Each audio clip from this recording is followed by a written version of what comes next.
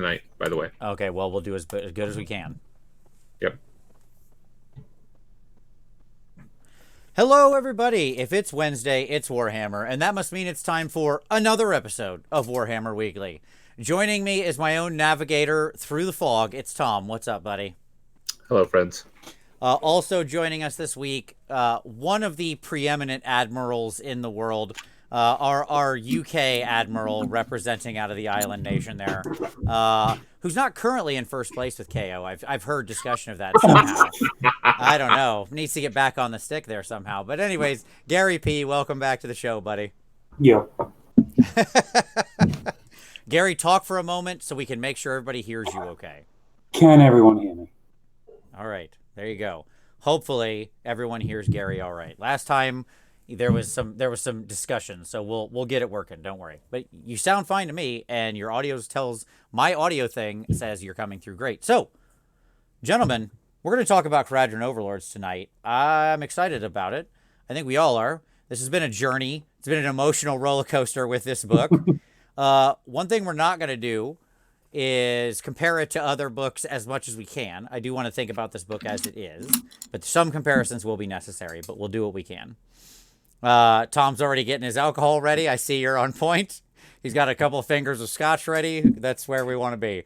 At any rate, gentlemen, let's start with the news. Not much this week, but there's a little bit. Rumor engine? That's Yeah, kind man. of exciting. That is. I've got it up on screen.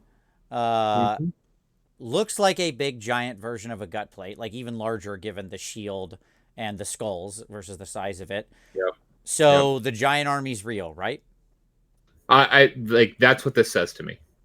Gary, you ready for all giants? You ready for like an 8-figure giant army or a 7-figure giant army? We ready for the Imperial Knights AOS style? I got out of 40k for a reason. Well, it'd be a lot different, I suspect, in 40k if the only Imperial Knights you were allowed to use were the melee-equipped ones that have, like, no actual guns. Yeah, that's making the assumption that these giants don't throw boulders and things. Good point. Although every boulder throw we've ever seen on a scroll in history is like one attack on a 3 and a 3 at -2 rend for D3 damage or something like that. And it's like, okay, cool. Can ignore that. That's fine. That does nothing. The once in every 3 games you hit, it will kind of damage somebody. But no, I'm excited. To me, this could be a big shield, by the way, too. Mm-hmm. Like just a refashioned shield for a big giant. I'm excited about it. This is a really weird, sudden thing to show up. So, I've wanted to see the giant army forever. They have my attention. Absolutely. Like, this is one of the best rumor engines in a long time. Because clearly got, like, the Iron Drake, Celtic Knot, Shield. Or not Iron Drake, sorry. The other ones. Ironbreaker. Ironbreaker, thank you. Can never remember regular dwarves' names. And then, this is cool. So I dig it. Here's to giants. The other outside call is it's just a piece of terrain. And this is, like, an embattlement upon it. That would be the worst. That they hyped you up, and then in fact it was just some piece of terrain with like a big battlement on it of bang the other metal. Like somebody looked at it and realized, hey, that thing you used there is the same sort of ZCAD for the gut plate, just scaled up, and they built it in terrain, and they were like, cool, I'll take a picture of that and Photoshop out the rest, and we'll make them think it's a new ogre force or giants or something, and we'll really throw them. So that would be fun. All right. True. What else we got? The FAQ dropped this week for Slaves to Darkness. Slaves to Darkness FAQ. Yes, indeed. Some stuff we expected, some stuff we didn't. So let's talk about it, gentlemen. Gary, what was your feeling on the Slaves to Darkness FAQ overall? Overall, it was actually all right. Right. Overall, kind of what we expected. Yeah, there were some lows and there were some highs. That's a very accurate way. I would agree with that completely. So, like, notable changes were they clarified their wording on the, yes, in fact, all these units can only have one type of weapon thing. Thank God. As I had been, espousing and cheering for since the beginning. I understand how it was read both directions, so I'm not meaning to say, oh, ho, ho, I was right. I think it certainly could have been read either way. I'm just glad they clarified it in the way they did. I think that the precedent with Zangors was the thing that kind of legitimized it almost, which is why everyone wasn't sure if it was going to be a thing. Mm-hmm. Yeah. Mm-hmm. Well, we can talk about the Zangor and how they should have been collapsed into a single Ardboy type weapon profile too. But here we are. That's for next week's show or 2 week show, depending on when we do Zinch. So all that happened. All the weapon changes. Cool. Good. Fine. Archeon change. So I guess we just don't use Dark Prophecy anymore, right? Like that's what that says. No. All right. You still know. Yeah, right? it's okay. It was just a lot more interesting when you could actually still go back to the priority roll and leave it to chance, when you didn't have to accept the result of the dice. But now you must accept the result of the dice. Right. I mean, now you just get to play with pre-game, like, you get to play with in-game knowledge that the other player doesn't get to have. Sure. Still kind of valuable. It's okay. And like, with Be'lakor and stuff like that, still kind of valuable. Sure. Yeah, if you know you're going to force them into it, and then you pop Be'lakor to where they're really stuck for multiple turns. That is a high you just value. know the optimal time because like, no matter what, like one unit is really going to end up sucking. Yeah, sure.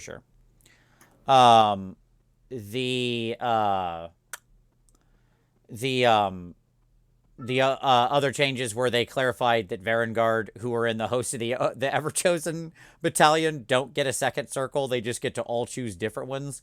Like that matters, or who cares? It just got bad. Right, like just this battalion has no purpose. Please replace with Ipsum Lorem text.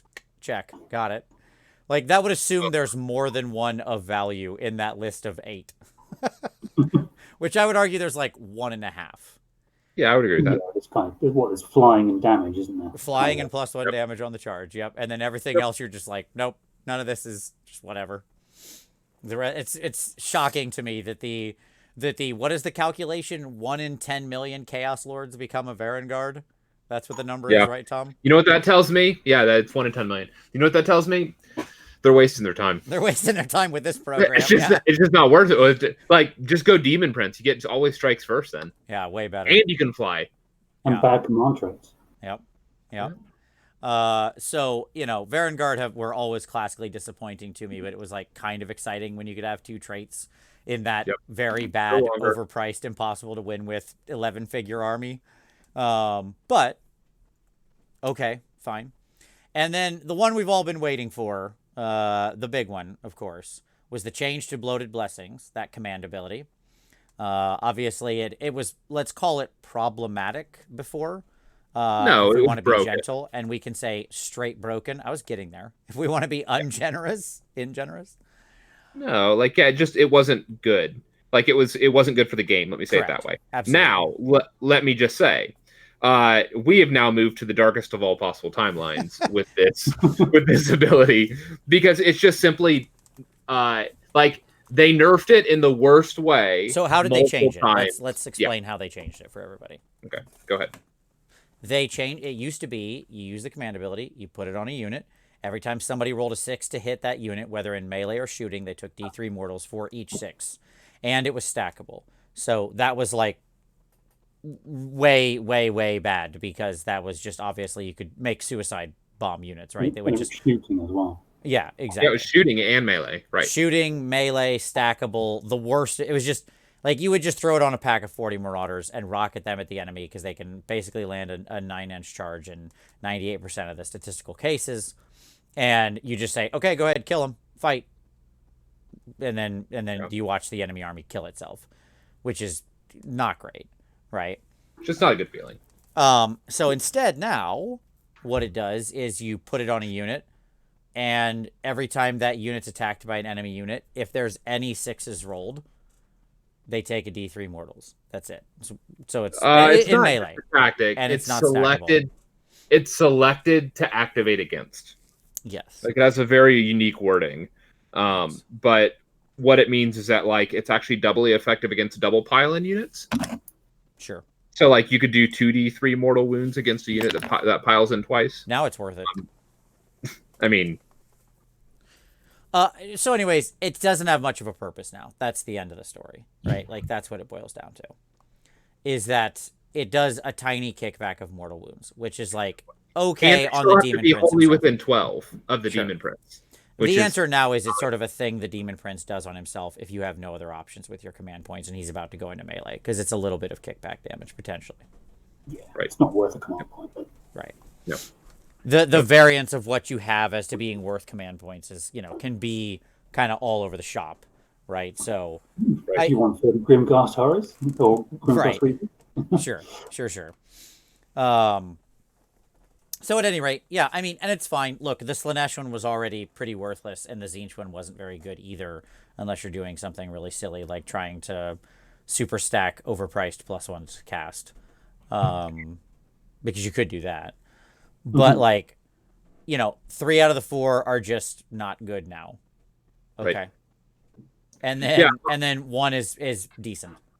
Like, my question is he worth 210 now? Yes, 100%. Like that's the question I would ask. Is he worth 210? And I don't know that he is. Are you saying specifically just in Nurgle?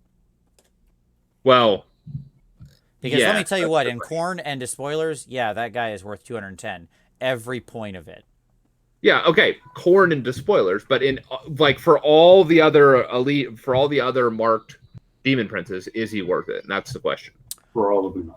Yeah, I don't know, man. I don't know what that looks like unless you want to go in and point them out separately. Like, my point is, yes, that Khorne one's definitely worth that. Probably still underpointed, frankly, for what he can do in Khorne and Despoilers. That thing's a wrecking ball, running around the board, constantly hiding itself in terrain. Like, I played a game this last Saturday with a Khorne Demon Prince. He ended the game on basically 0 wounds because nothing could stop him. He would just, like, sneak in, touch terrain.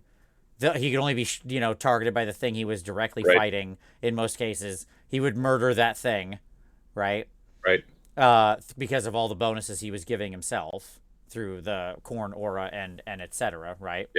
Yep. And then just fly away to the next target and just, like, he just worked his way around the battlefield dealing with targets. Right. But, like, the other gods don't have that much murder in them. Like, they're not pulling all the Khorne bonuses to combat. Sure. Certainly not. Certainly not. Yeah. I mean, I don't know is the short answer. I think in some armies, yes, in some armies, no. But that's the story of every unit in the game, isn't it? Yeah. Like, just sometimes certain army builds make units more worth it than others. There you go. Cough, Crystal Gore, cough. Exactly. Yeah, that's a great example. Like, how much is that? How much is the Kumquat worth? Like the Ghoul King on Terrorgeist, right?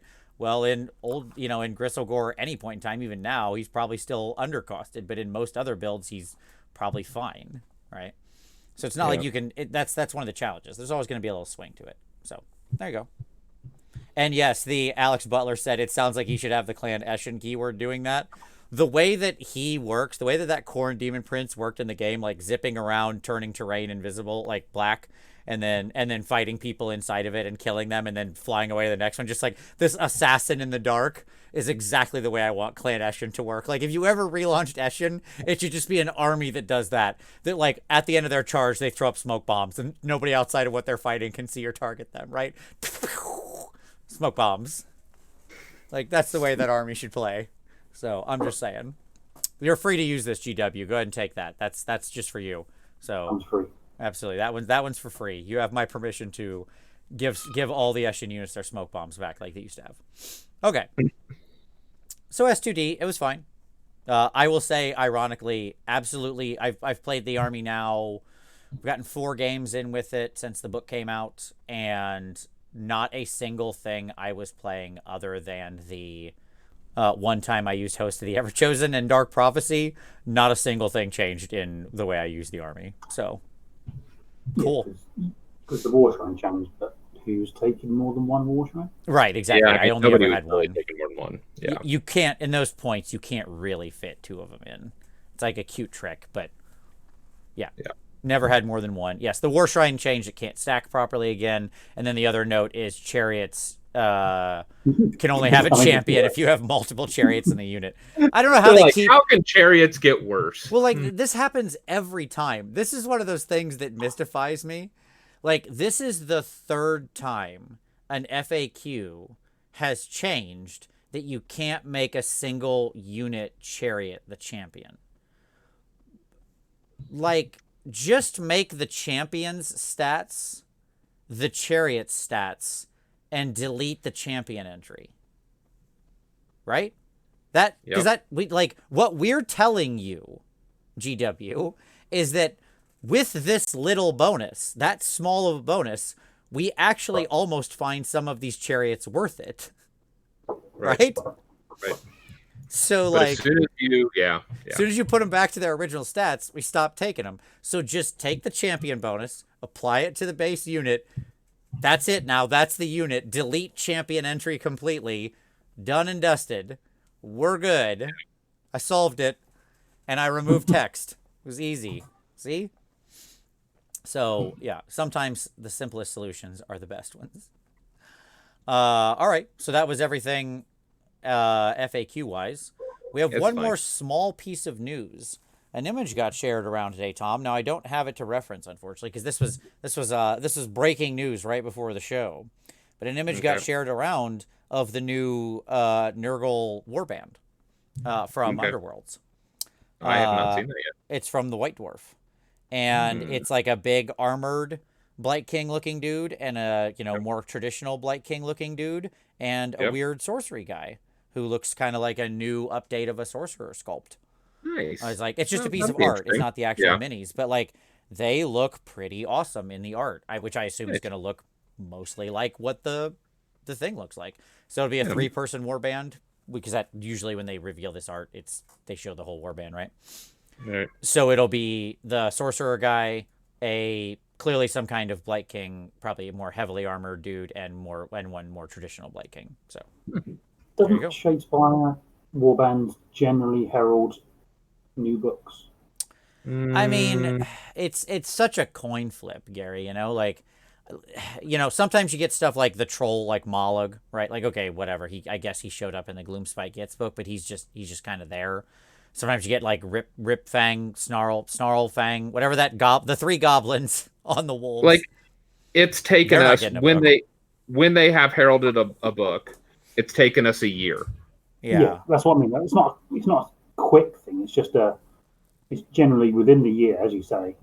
There is a book that they slot into usually. Like KO are coming like 8 months after. Yeah, so more. It's not a short term herald. It's just usually It's a really early warning system, like really early warning. Like the alarm goes off 5 days before the tidal wave gets here. It's real early warning. Yes, maybe it'd be cool. It'd be cool to see. It'd be cool to see. I mean, Nurgle will eventually get a re-release book because they were like right at the beginning of. Now the oldest book, if you ignore Seraphon. Right, like assuming Seraphon get their book, yes, it will be the. Because it was sort of the very much an in-between book. I think Legions was technically before it, right? No. Nurgle came out mid-January. Legions came out at the beginning, mid-February. Okay, I couldn't remember the order of those two back in. Because Malign Portents came out as the in-between release between Legions and that. Yeah, there you go. So yes. And then Daughters came out like 3 weeks later. There you go. Yeah, I mean, my answer is eventually it will, because there's clearly some opportunity there, right? So, they already have a funny piece of terrain. They were on the cutting edge of that, right? In their maybe summoning will be better now. Could be that they could re-release them with some endless spells. That would be a good excuse to get it out there, right? Nurgle would have really fun endless spells. I imagine the designers would go nuts, making weird, gross stuff. They're like. By the way, Swarm of Nurglings needs to be like an endless spell, right? There's just like a little, like a tidal wave of them cresting forward. That's just like all their little happy faces coming for you. Yeah, there's just so many there that you can't actually kill them. Like, so you can't, like, it's a spell. You can't, like, yeah, that's neat. So somebody asked in the chat, likelihood of a Seraphon book this year. I would place that likelihood as near to 100% as I could, because they have said they're committed to having all the books updated by the end of this year. So hence, that tells me it's near 100. And we've also had tons of strong rumors that they're going to be a book coming in the first half of the year. So, unless of course they discontinue them completely, which I don't anticipate. No, I don't. I see just very little chance of that. I mean, like, I've been wrong before, but that would be super shocking. As long as they don't get rid of the Toad Dream kind of background thing. You know. I want to see the other mortal races have no knowledge of it. And, like, I want to see them literally offer 4 different conflicting explanations in the book. One where all the things are like a dream. One where they're real lizards and spawning pools. One where and they just use like gates to get around the realms, like a more traditional kind of lizard man take. And one where they're like riding spaceships throughout, just like woo, just like riding spaceships throughout the mortal realms using their pyramids, and then just teleporting down onto the battlefield. I want to see all of those be the explanation somehow all at once. No, disinformation. Yeah. Yeah, they're running a disinformation campaign. Harder for Chaos to get a hold of them, right? So if nobody knows, I like stuff like that when they don't give you a real answer for it. When they let you when they let you choose the sort of narrative that's most appealing to you, right? Or no, my army does work according to this explanation. They did that a lot in the Beasts of Chaos book, and I thought it was really well framed in there, right? When they were talking about like the origins of the beasts. Are we ready to do this? We're not doing it yet, Tom. We have other segments first. Pick of the week. That's the end of news. Pick of the week. Gary, have you got anything you would like to share with everybody? Yeah, Darren Watson. People may know him. He has done a YouTube video with Honest Wargamer about deployment. It's like almost like a Tactica kind of thing. So I suggest go check it out because everything Darren does is basically on point. So. Nice. Nope, that's a solid pick. It was a great vid. It's up on the Honest Wargamer channel. I will link it down below. All right, Tom, what's your pick? I don't have a pick. You have nothing. Just nothing to share with anybody. You got nothing to talk about. Nope. Okay. All right. Fair enough, Tom. You can be pouty. My pick is going to be actually is going to be a bit of self-spruiking. And I will say that I did one of my interview with an artist shows this last weekend, and I was lucky enough to have Richard Gray come on the show, and it was great to sit down and talk to him for about an hour and a half about art. He's one of the artists that's inspired me most in the whole world. He is truly one of my favorite artists painting miniatures. He's an absolutely fantastic, inspiring, nice guy. It just couldn't be more friendly. And he has a great journey and story. And I would encourage everybody, if you've ever liked his work, to go check that out because he shares a lot about his sort of journey through there. So there you go. And I will also set up in this that we have another one coming very soon. I've got another interview coming out. It'll go up shortly after I get back from Australia. And that one will be pre-recorded, but it had to be pre-recorded for a reason. So I will let you all think about that. But it's going to be a great one. So dun, there dun, you go. dun. Dun, dun, dun. Okay. Let's talk about some hobby time. Gary, you've been flying through the hobby, man. I saw you post up an image just right before the show. What are you working on, man? What's been on your hobby table? I'm doing some endless spells. There it is. Okay. And I'm doing some gun haulers. I love your gun hauler conversions, dude. I really do. They're great. What is the base model there? It is actually a gun hauler. Oh, it's just that's the body, but you just use the tank treads. Nice. Yeah. It looks so completely different with the tank treads on it. It's ridiculous. It's fantastic. It's just AdMax stuff, just Nice. whacked onto a gun hauler. It looks good. Yes, Josh, I will be in Australia next week. I'm coming down for CanCon, so and I'll be helping out Rob and the Honest Wargamer with his coverage of CanCon. So it's gonna be a good time. Okay, Tom, you're painting something. What are you working on, man? Fire Slayers. Yeah, right on. KO. No, not working on any KO. You are. You just said Fire Slayers. Yeah, exactly. That's Well, as we'll I mean- discuss. That can easily be part of a KO army. You're just working toward a KO army here, Tom. By painting Fire Slayers, you're just painting KO. Just like when I'm painting KO, I'm just working toward my Cities of Sigmar army. See, it's all the same. I guess you're right. I am painting some of the best KO there is. All right. For myself, I finished up a fun project for Golden Demon that I'm going to share out here probably in the next couple of days. Another part of a larger Golden Demon situation. And I actually recorded a whole video of, like, not every minute of me painting, because that would have been insane and impossible and drove me mad. But I did try to do a whole video of, like, this is how I paint every component of an entry I'm doing for Golden Demon. So look for that sometime next month is when it'll come out. It's going to be a longer video, surprisingly. And that'll be a fun one. So I finished that up. And now I'm working on some Tempest Eye stuff, which means it's time for Motorcycle Boys. Woo woo! I've got my Pistoliers on a motorcycle here. These are obviously the motorcycles from the Atlan Jackals, and I used some of the Pistolier bodies and switched some heads around and stuff. And these boys are ready to go. We're going to be popping some wheelies, shooting some fools. Some of them have beer on the sides. What, 44 more? Yeah, exactly. No, this is a small unit. I only need like a couple units of these guys, so, and I'm good for my list, because my list isn't like you. Unlike you, Gary, I'm not going all in on the Pistolier play. That's not my style. I am on the buy 2 ironclads, and that's 1,000 points in my Tempest Army style. That's where I'm at. 8 units, 2 of them are 1,000 points.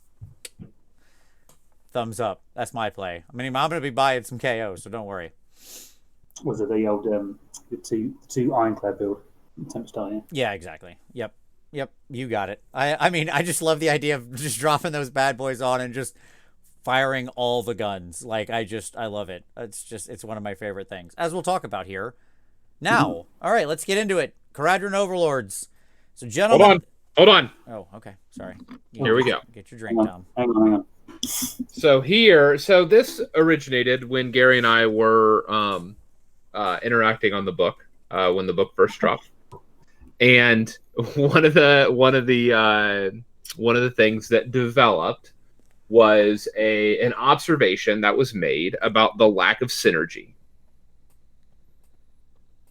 the intentional breaking of synergy in this book, and it became a rallying cry in the KO chat, in the WhatsApp chat, for every time somebody would make an observation and it would be like, oh, I guess that doesn't work, and somebody would be like, anti-synergy, and then everybody would do cheers. And so that's what we're doing tonight, folks. You got a drink? Every time the anti-synergy button gets pushed, you take a drink. I encourage you to please only drink if you're of legal age and to drink responsibly. If you are an adult, you are an adult, and you may, of course, enjoy. Please don't do anything dangerous with yourself. Be responsible. Okay. I'm breaking open my Connemara that someone brought me from the UK, and it's going to be a blast. So let's do this. Sure. I would also say that if people were looking for supplementary, like in any good drinking games, you've got to have, like sips, drinks, chugs, right? Obviously. Yeah. And like, I would say if people were looking for more small sip ones, then every time we say reroll ones to hit, or or you can only use this once per battle. Oh yeah, right? No, that's what it is. That's what it is. Once per game. Yeah. Is a sip. Mm-hmm. Reroll ones is what? Yeah. Yeah. If we made people actually take a drink every time we said once per game or reroll ones to hit, our audience would die by the end of this show of alcohol poisoning. Yes. That's true. All right, so let's get into this. Kharadron Overlord. So we're going to start at the 40,000 foot view. Okay? Yep. And here's my overview of the book. I'll start. I think I'm probably the most positive right now on it. You're the most impartial. Yes, I am also the most impartial. Can I also make a judgment here, though? Yeah, sure. Or like make a comment? You're also the one that after reading it had like a 20-point list of feedback, and only like 3 of them were positive. 100% true. Half neutral. I stand behind that too. Yeah. That's and by the way, most of those points I didn't soften on. Like, I think most of those original challenges that I made, and I have my list. Like, I'll talk about them some because they're going to come up in the discussion. I hope so. It's just okay. Again, let me get into this real quick. Do your feed. Do your. I think I am the most positive on the book. Yep. I like it. Okay. But even on liking it, it's like I'm just over the 50% mark on liking it. Because this is one of the more challenging books that's come out to read. It is full of anti-synergies. It's full of things that when you read it, you're like, sure. It's full of things that when you look at it, you say, oh, you know, A would be cool with B. And then you read and you're like, oh, I can't do A with B. Right? It's full of a lot of those situations. I think that's another drink. You look at like the bonuses you accrue, they're very frustrating. They're very incremental. They're very specific. Like everything you're having to do, I've never seen a book work harder for less. Right? Design wise, one of the things that really gets in my craw, this isn't anything to do with the power of the book or anything like that. This is just truly like a design issue I have, being somebody who's, you know, designed books. This book references a lot of things that aren't in the book. Right? And you might say, well, like everything does. Well, sure, like everybody references to hit and there's no re-explanation of what that is, right? But this references, we all understand what to hit is. This is making references to all sorts of complex interactions, the most common of which being garrisoning, right? A thing that most players have probably never even done. And just like puts it out there and says, this is a thing that can happen, doesn't really explain it in detail when like the simplest thing to do would have been put in a call out box how garrisoning works from the base rules. Like I've talked about this before, and they do this in stuff like, what book was it recently where they said, oh, you know, if you have, Auric War Clans, right? Where they said, if you have multiple 6s, things that trigger on 6s, then you get to trigger all the different hits. And they kind of re-explained that. And it was great. That was so good because you were like, you would read it, you'd be confused, you look down the page and you're like, oh, okay, cool. I understand now how this works. Whereas when I read this, I was like, okay, I don't remember how garrisoning works because honestly, who does? Right? Do you know how it works now? I do, but it's still, but so what base garrisoning still doesn't actually work for how they want it in the book. And that's my point. Like, it's frustrating when they should have re-explained it. We'll get into the details of it. Yeah. Because I know what you're going to put a finger on, and I agree. Yeah. Okay. Yep. Now, the things I truly love, just quickly at a high level. Yep. I do love most of the boats. I think they nailed it with the boats. The boats are redesigned well. I feel like their points are pretty accurate. Maybe like a few of them are maybe a tad high, but when I say a tad, I mean like 10 to 20 points. We're not talking like original recipe turtle here or Eidolon or something, right? Sure. They're pretty close. The boats are fun. They do neat stuff. They feel like boats. The Ironclad feels like a gunship, like, you know, like something that when it rolls on the battlefield is going to unleash some fire. It can do a lot of cool stuff in the game. It's a big, useful piece. It is effectively a big monster, right? Just a monster.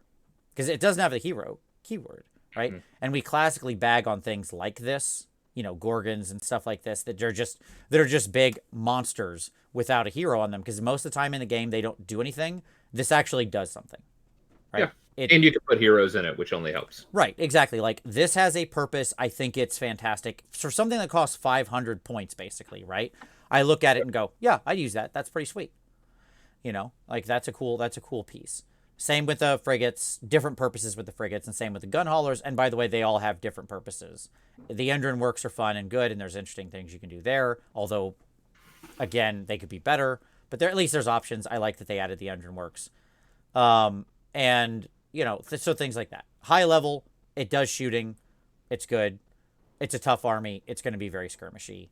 But it's got challenges. And book design-wise, it is the hardest book I've ever read to understand exactly even what this book is doing. What did you say to me after you read that the first time? Do you remember? I think I said something like, I hate this. I mean, this is indecipherable. Right? And I don't remember this is the most painful experience I've ever had. Yeah, there you go. Yes. I've said it, and I stand behind that. Like, it's not if somebody asked me, I'm looking to get into AOS, and those sweet boat having gun dwarves flying around are what I really like. I'd be like, I don't know, man. This is not a starter-friendly army in any way, shape, or form. You know what I would say to them? Here's this book, Cities of Sigmar, and you can use a couple of those. Yeah. Yeah, I mean, it's a challenge. This is a very high complexity, opaque book. Okay? Yep. And, you know, like, the difference, by the way, in reading something like the Slaves to Darkness book versus reading this is night and day. Yeah, like, when you read Slaves to Darkness, you go, okay, cool. I got A. A seems cool. Can I use A with B? Oh, yeah, that works together. Neat. I can do this thing. C can work with A. That'll be fun. You know, I can, like, it reads organically. Your lists happen organically, right? Do I think the book is good competitively? Yeah, I think so. Yeah, the answer is yes. I mean, it's a big shooting army, and the meta is weak to shooting. Yes, it will be plenty strong. Can I make a comment? Like, Sure. Let me clarify what like when you say that, is it good? You know, is it competitive or is it good?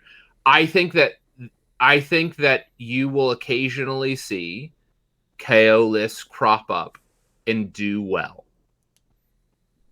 just like you have occasionally seen Seraphon do the same.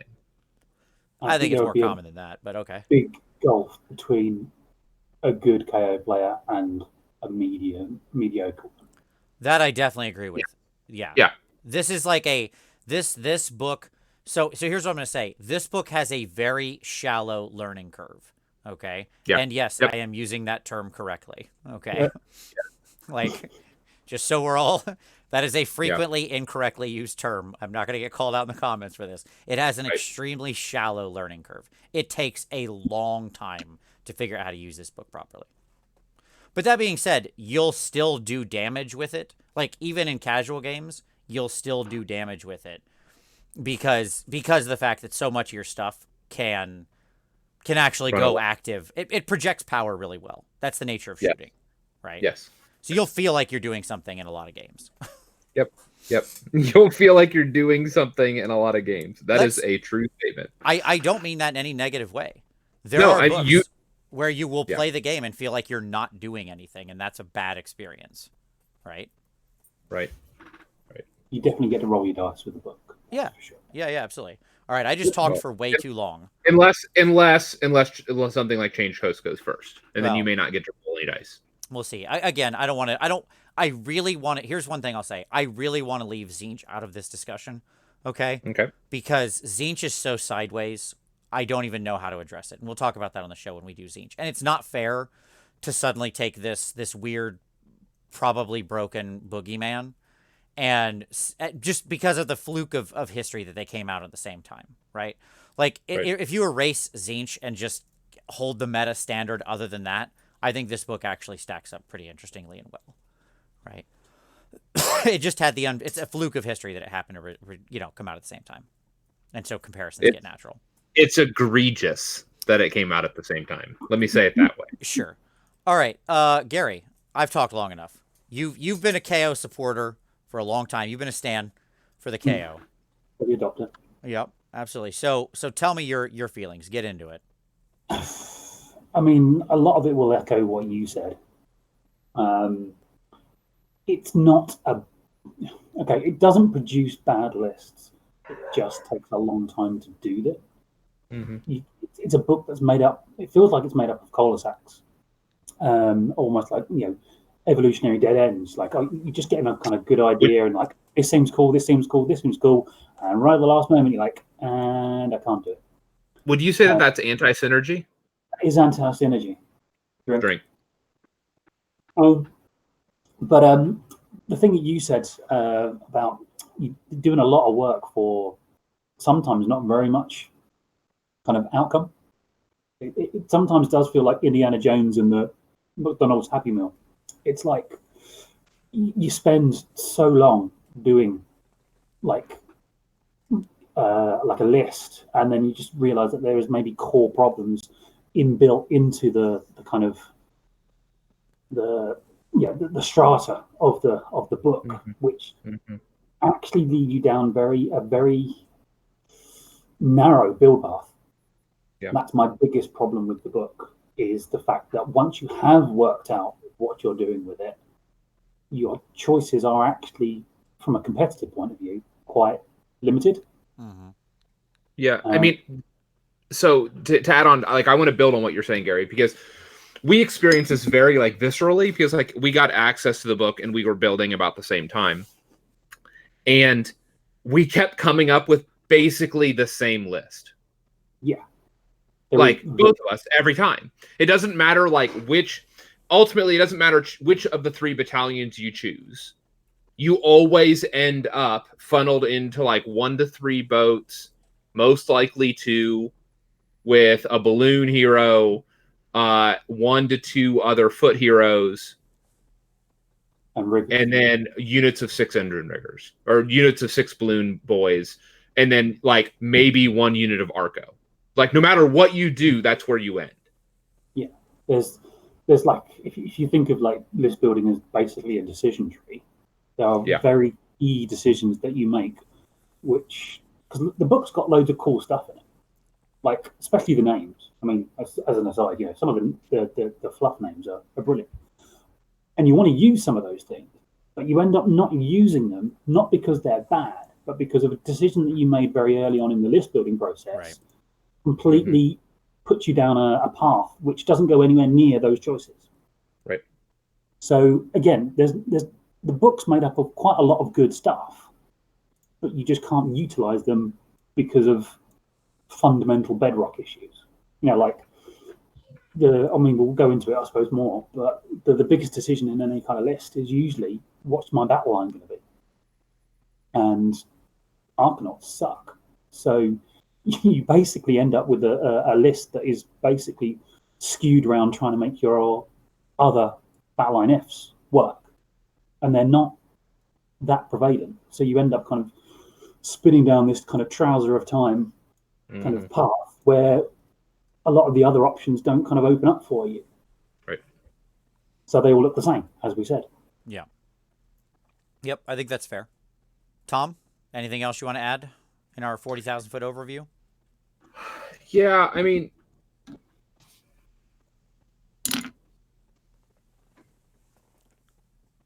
my takeaway is that they had a very particular vision for what they wanted to see on the table, and they hard-coded that into the book.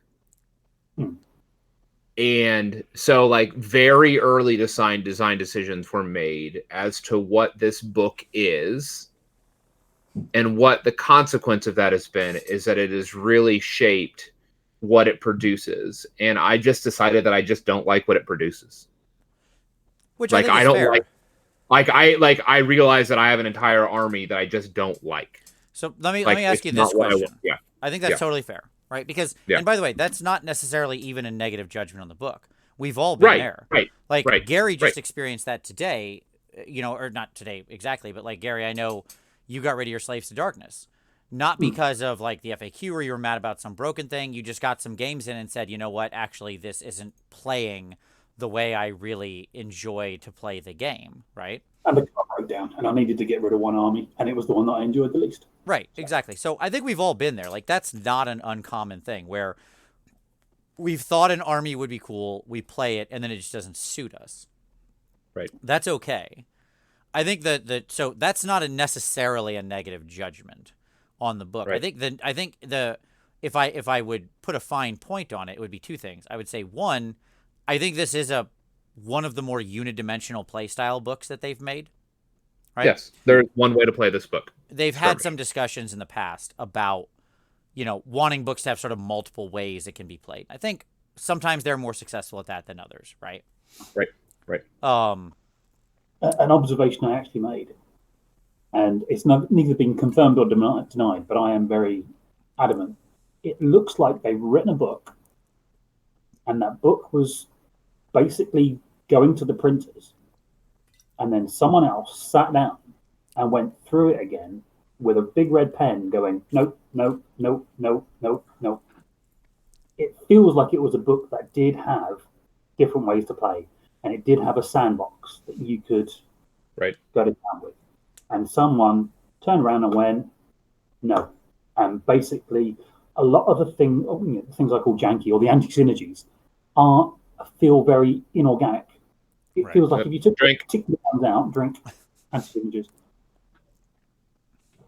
if you took out a few key things, the army would feel much more organic. And they glare at me because they feel tacked on, if that makes any sense. A lot of the stuff that doesn't work with garrisoning feels like they went, that always worked with garrisoning and everything was fine, and then someone turned around and went, no. And so they've gone through every single rule that says garrisoning and says does not work with garrison. Right. Well, just strike it all out.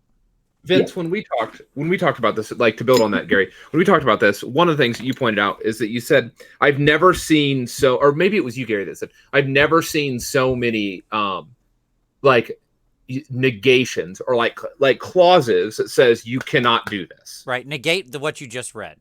You can do a thing except negate, X percentage of the cases. You do X except Y. Right. And that except Y is every other ability. It happens a lot. Like, there's, like, on the Thunder War Scroll, every single ability on that War Scroll has an exception clause. Right. Every single one. Do a thing apart from when you're in a boat, which we've pushed you to take because KO are boats. And then you can't do that thing. And you can't do that. Right. Yeah, so it's a very strange situation overall. No, I agree. Let me ask you this question at the top, and then we're going to get into the actual details of the book. Yep. What's the version of this you wanted? Oh, that is a difficult question. It's like seeing a helicopter in a tree, isn't it? I can't fly a helicopter, but I know that's not right.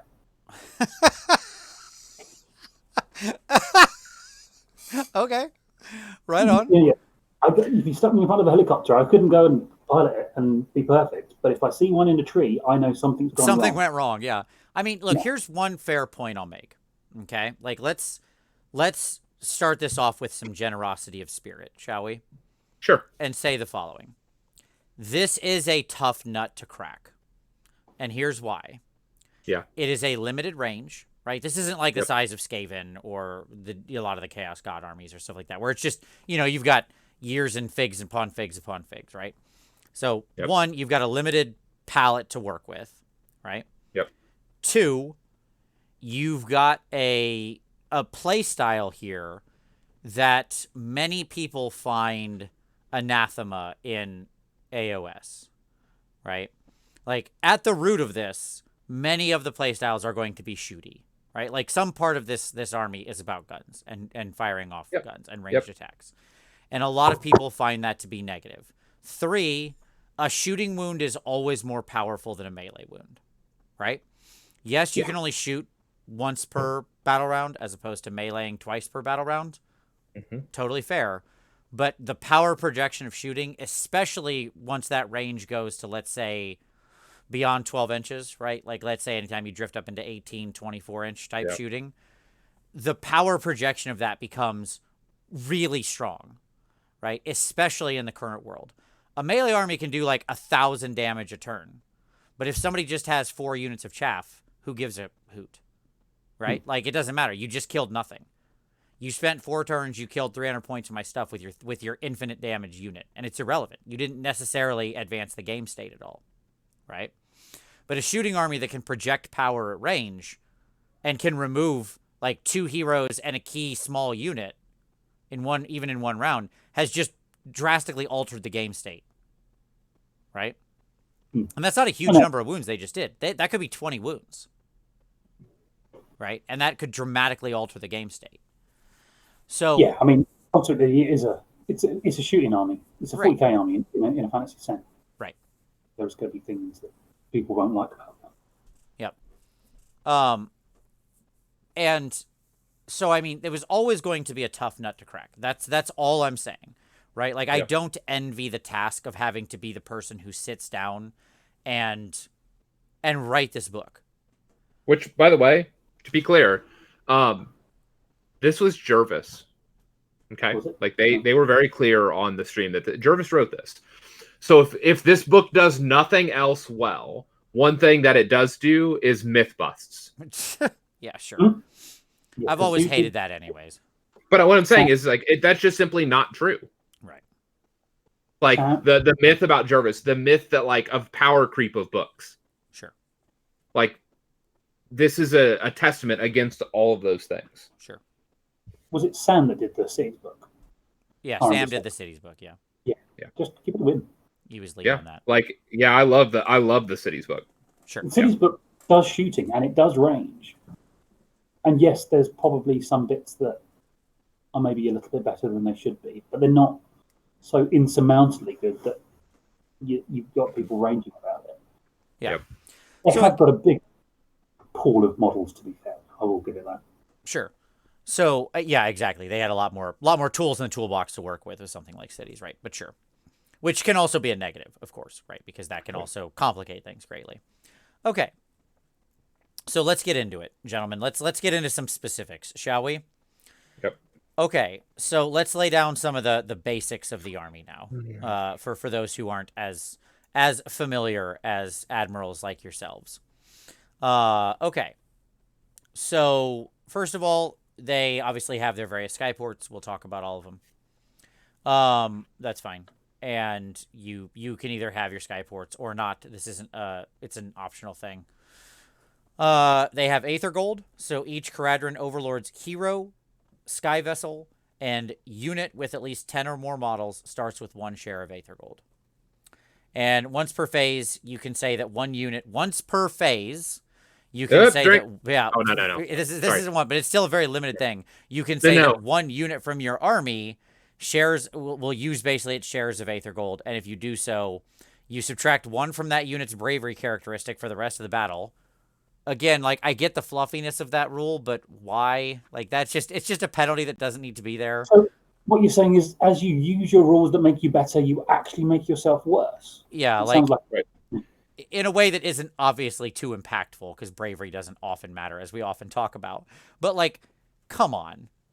So would you say that ability is once per game? No, because there's lots of ways you can push that around. It's not once per game. We're gonna have plenty of that. For everybody, no, there's not a lot of ways. There's one skyport that does it, or if you're non-declared in a skyport, you can do it. Otherwise, you can only do it once per game, period. Sure, that's fair. How about this? There's a couple ways to get more aether gold around. How about that? Drink. That doesn't even count, Tom. But it is. That's okay. Here is a thing that I will say. Remember when I said referencing stuff that's off book? So subtract 1 from the bravery characteristic for the rest of the battle, but you can pick a triumph. It is eligible to use and immediately apply its effect. Okay, cool.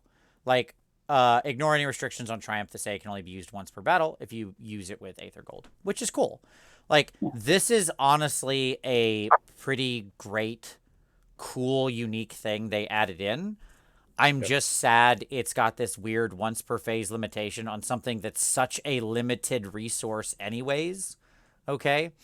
Like, your riggers and those kind of Skywarden units have to be at, max size. Max. Well, to you get have to a spend share. 400 points. 400 points. To get a share, assuming, again, you're not in one of the other ways we'll talk about where you could get a couple extra shares and pass them out. Urbaz is your answer. That's the only way you're doing it. Sure. Well, there's a command trade or whatever that does it as well. Or no skyport. Or no skyport, yes. And it's like, it's a strong ability. But again, it references something off book. Why is there not a footnote, why is there not a call out box on this page that actually shows what the triumphs are? Because it changes, Vince. Because if you're playing match play versus match play, cool, use both. Yeah. Put both in there. Yeah. There's 2 tables, Tom, and one of them is 3 things and one of them is 6 things. But that's the point. That this ability actually changes depending upon what kind of game you're playing. Sure. And yes, Jordan, I am imagining 3 ironclads all re-rolling in one turn, and it's awesome because a 3 ironclad army is going to lose every game, more or less, because they have 3 giant things that can't count towards anything. No, they can't re-roll. That's what he's saying. He's saying imagine. He's pointing. Oh. He's pushing back, Tom, on my thing of I wish this wasn't once per phase. Stay with us, okay? And my point is, it wouldn't matter. That's a bad army. Is what I'm saying. Yeah, that would be a cool trick they could do. And as far as Ruin People goes, we'll talk about the average damage an Ironclad does. Ruin People is a bit much. 3 Ironclads on full rerolls would still do less than some other shooting units which just entered the game and could do that for 500 points less. Flamers.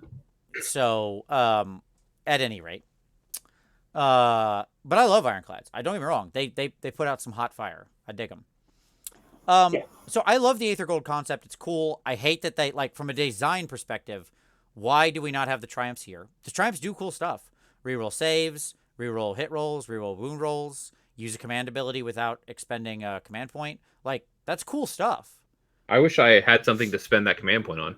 It's just like, well, yeah, we'll talk about that later. But I mean, obviously, reroll hits, reroll wounds, and the reroll saves. Those are all three good things. Let's not be silly here. Like, could this be better? Yes, I think it could, but it's a good ability, right? Being able to pop this on a 20 block of Thunderers or one of your boats and getting your reroll wounds or hits or whatever you want, or a big block of Arco that needs to survive and you pop the reroll saves, like, it can do some work. Okay? It can. So, right, like, it's not worthless. There are much worse abilities in this game. I completely agree. It is a great once per game ability, unless you're in Urbaz. Sure. Okay. Or unaligned. Sure. Fair enough. And you've spent on those Thunderers at least 200 points of Thunderers on a unit. Sure. But it's a or 400 points of Riggers. The honest answer is, Tom, sometimes that once is all you need, which is fair. Sure. Right? Sure. Like, sure. It's resource management. Exactly. Yeah. Yep. Yeah, and that's fine. Like, that use for that unit once per game. Yep. Absolutely. And sometimes especially when you're trying to hit something and you need to, like, I need to kill this piece. And again, you can project power. Sometimes making that happen once a game is all you need. Right? So, okay. Yep. Great. And then we have your articles, your amendments, and your footnotes. You have the code. You can build your own code. Cool idea.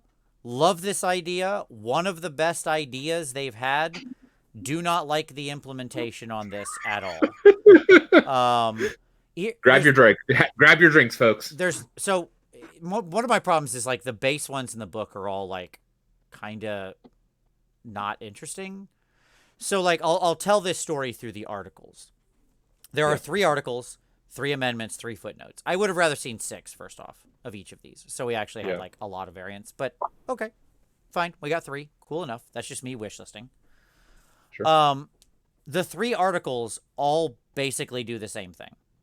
Reroll 1 to hit. But in specific situations. Reroll 1 to hit's already a pretty weak bonus, right? Yeah, there's your reroll 1 to hit. Take a sip. Yep. And it's everywhere in the army. It's everywhere in the army already. There are lots and lots and lots of things in this army that will give you reroll 1s to hit, right? Yep. And so, like, your first one is Honor is Everything. You can reroll hit rolls of 1 for attacks made by your heroes that target a hero or a monster. Okay, so very specific. Your heroes, none of whom are super impressive. Like, but your just boats hope can't that that's be heroes. Not an admiral, because they already get that. Correct. Yeah, admirals can do this already. Get to reroll 1s against other heroes or monsters. Like, okay, it does something. I'm not arguing they do nothing. I'm just saying, like, wow, that's very specific, right? Master of the Skies, you can reroll hit rolls of 1 for attacks made by friendly sky vessels. I read this one, Tom, and I was like, oh, that's cool. I like that one, right? Because that's cool. All my boats get reroll 1s to hit that target a unit that can fly. Womp, womp, womp, womp, like, womp. why? Why did we need that extra thing? Couldn't we have just had this? Like, couldn't we have just had good boats? Right? Yeah. Jeez. I mean, yeah, awesome if I'm fighting Nighthawk, I guess, because then I'm just, hey, reroll 1s all around, baby. No, that just means that some of your units are reroll 1s to hit on a lot of their army. That's what that means. Yeah, sure. But, like, okay. And then the last one, Settle the Grudges. After the armies are set up, but before the first battle rounds begins, pick one enemy unit. You can reroll hit rolls of 1 for attacks made by your army that target that unit. Which is the one I will take every time in that world. Sure, because you're gonna pick, like, whatever their most valuable thing is you're trying to eliminate. So again, none of this is worthless. It's just all like, wow, that's all we could come up with for the main article of our code.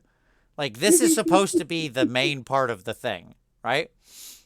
The most major benefit of the generic Skyport is... Well, and this actually gets to one of the fundamental design challenges with the book, okay? Yeah.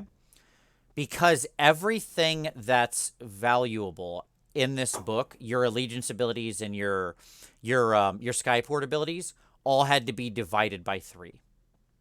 Right. Here's what I mean. Let's take a current offender of something that we all agree is probably a bit too good. Let's take our old buddies Petrol Fax Elite, right? Right. Okay. So Petrol Fax Elite, what's their base ability you get for being in Petrol Fax? +1 to save. +1 to save. And then everything else is just the standard stuff, right? Like, here's a command ability, here's a command trait, right? Here's a magic item. Cool. Right. Fine. Okay. Because when they went to the Skyports, all of the abilities, that normal thing that would be like, you could run in charge with everybody in this army, or, everybody gets +1 to save, or everybody gets a 5 up against spells and endless spells. We can take something less controversial like Null Myriad that's still strong, right? Sure.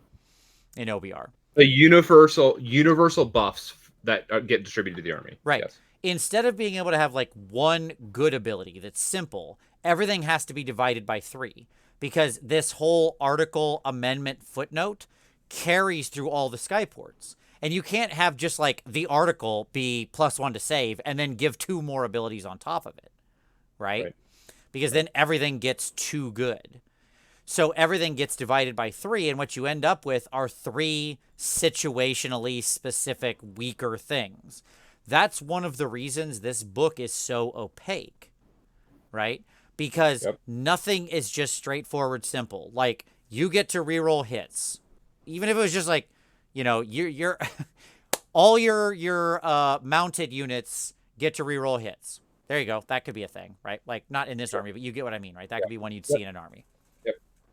That you can't do just that. It's got to be like divided by 3, and hence because of that, everything gets more complex. So instead, that becomes all your mounted units get reroll hit rolls of 1, 10 or more when they're fighting. Yeah, if they have 10 or more models, and so like we've got to stack on this stuff to like make it more specific. And what happens is you get all these different weird crossing specificities. And that's one of the reasons the army gets really challenging. Right? The other thing, just to kind of throw another thing in, is it's the generic Skyport is your allegiance ability, which you do not use if you take a sub-faction. So half of your allegiance ability is not usable if you take a sub-faction. So your allegiance ability is basically another sub-faction. It's like going into the OBR book and going, your allegiance ability is you can take a sub-faction which gives you +1 to save and blah, blah, blah. It's not an allegiance ability. It's a sub-faction. Right. I agree. It would be like if in the OBR book it said, here's the sub-factions, here's the things you can take, replace all of this if you take a sub-faction, and your whole army's immune to battle shock. Right? Like, that's the Aether Gold equivalent in this case. Yeah. Right? Because that's all you're carrying over. Forget all that RDP stuff. That's all gone, right? Yeah, it's basically having an OBR army that could suddenly turn its command points into what's the OBR command point thing? It's tactics. What do you call it? Yeah, it's basically having a 7th OBR faction that turns its command points into tactic points. Yep. When it's actually an overarching rule that goes through every single sub faction. Right. Yep. It doesn't get this. It just gets basically something that is almost instantaneously annihilated and then plays no part in your battle plan. Right. Or this book. Because the reality is, I can read you all these articles and amendments and footnotes, but it's irrelevant because as soon as we get into the Skyports, you don't get any of these, right? And you can't like amend the code of those existing Skyports. No. And the reality is, most of the time, I mean, okay, let's ask this question for you two gentlemen. How often would you go Skyport less?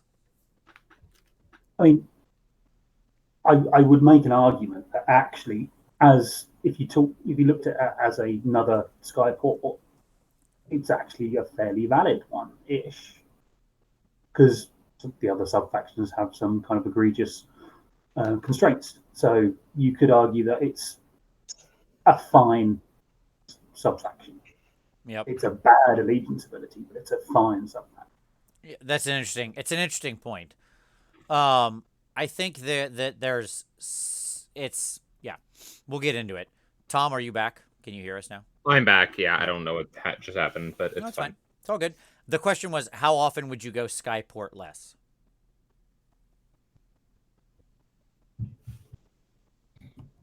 I made a couple lists with it, Skyport lists, because there's some exploitable abilities that need to be fixed. But most of them are, I mean, I don't know. I just like Basically, how you get your phosphor bombs. right. That's how you get phosphorus bombs. Yeah. Sure. Yeah. Okay. So let's get into some. I'm trying to think of how we want to explore this book, and again, it's going to be just as it's difficult to figure your way through because like the command traits. This is another thing that did need to happen. The command traits and the artifacts are all split by hero type. Like, why did we need this much? Like, Lords of the Sky Fleets, Admirals only. Senior Endrineers, Endrin Masters only.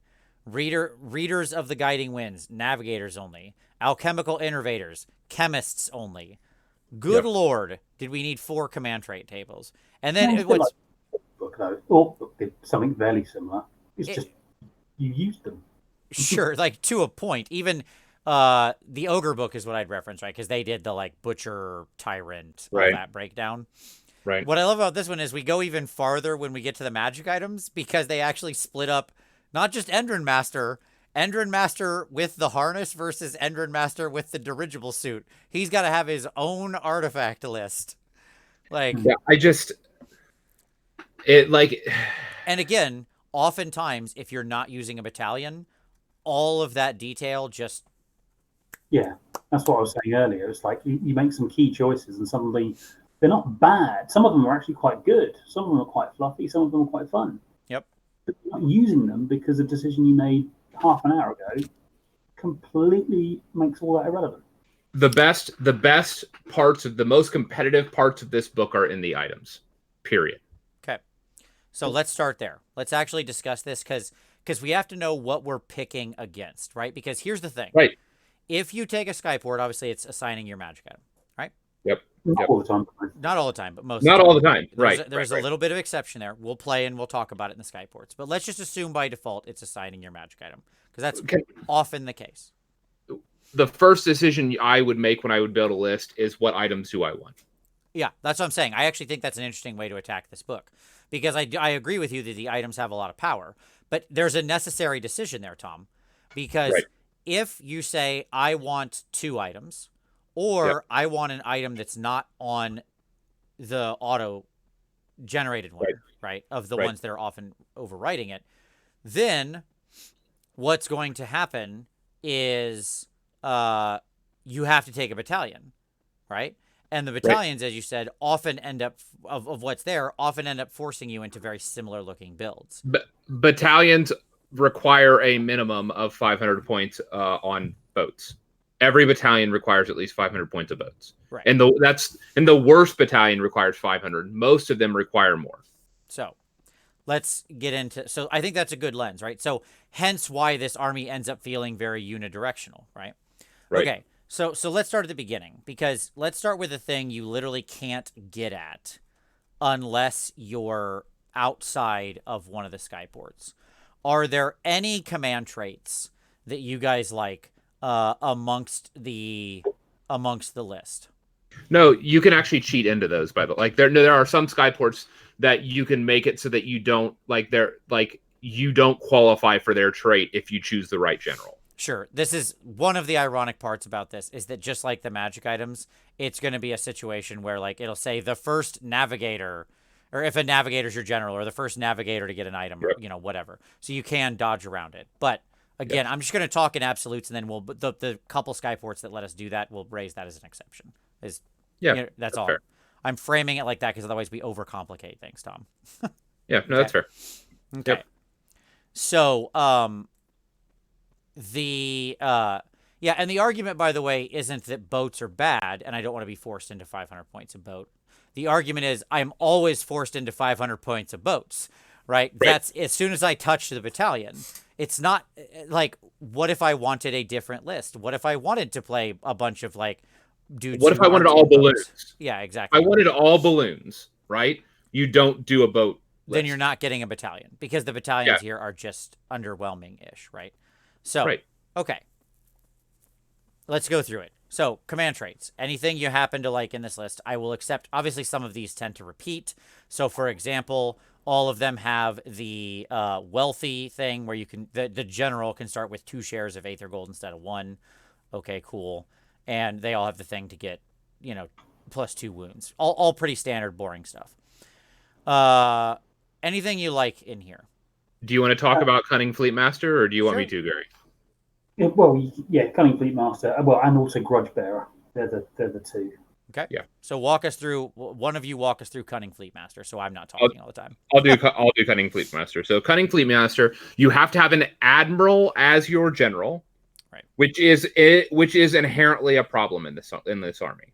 Ironically, because by choosing an admiral as your general, you have to have boats. Like, he's really only good in boats. Unsurprising. And he doesn't unlock any battle line. Right. So actually, like, by choosing an admiral as a general, you are restricting what fleets you are going to be in often. Sure, because either then you have to go to one of the skyports that unlocks battle line, in which case you're not taking Cunning Fleetmaster because you took the skyports don't overlap, right? Or you're taking Arco. Right. And which is just, saying that I want 270 points of screens is what you're saying there. Sure. Which we can talk about the value of Arco and how they look now. Right. And it's the answer is yes, they're okay chaff at best. Yeah. And so what Cunning Fleetmaster does is after armies are set up before the first person goes, for the first battle round begins, you can make a normal move with 1 friendly sky vessel. It can fly high unless it's an ironclad. So there's that except. It can do X unless it's Y. Unless it's the boat you would naturally want to do this with. Because when you hear, like, cool, I can make a pregame sweet move with my boat, you would think, neat, I want to do this with the big cool boat that's my favorite boat because it's, like, the best boat. Yeah. And then immediately it gets written out as an option. And if you can still move. You just can't fly high. Yeah, right. Which is, like, actually the thing I would want to do with the big, giant, shoot-everything boat. Yes. But read it. It is a sentence that is tacked on the end. It's not inherently part of the rule. It is just like someone's gone into it and gone, that's too powerful.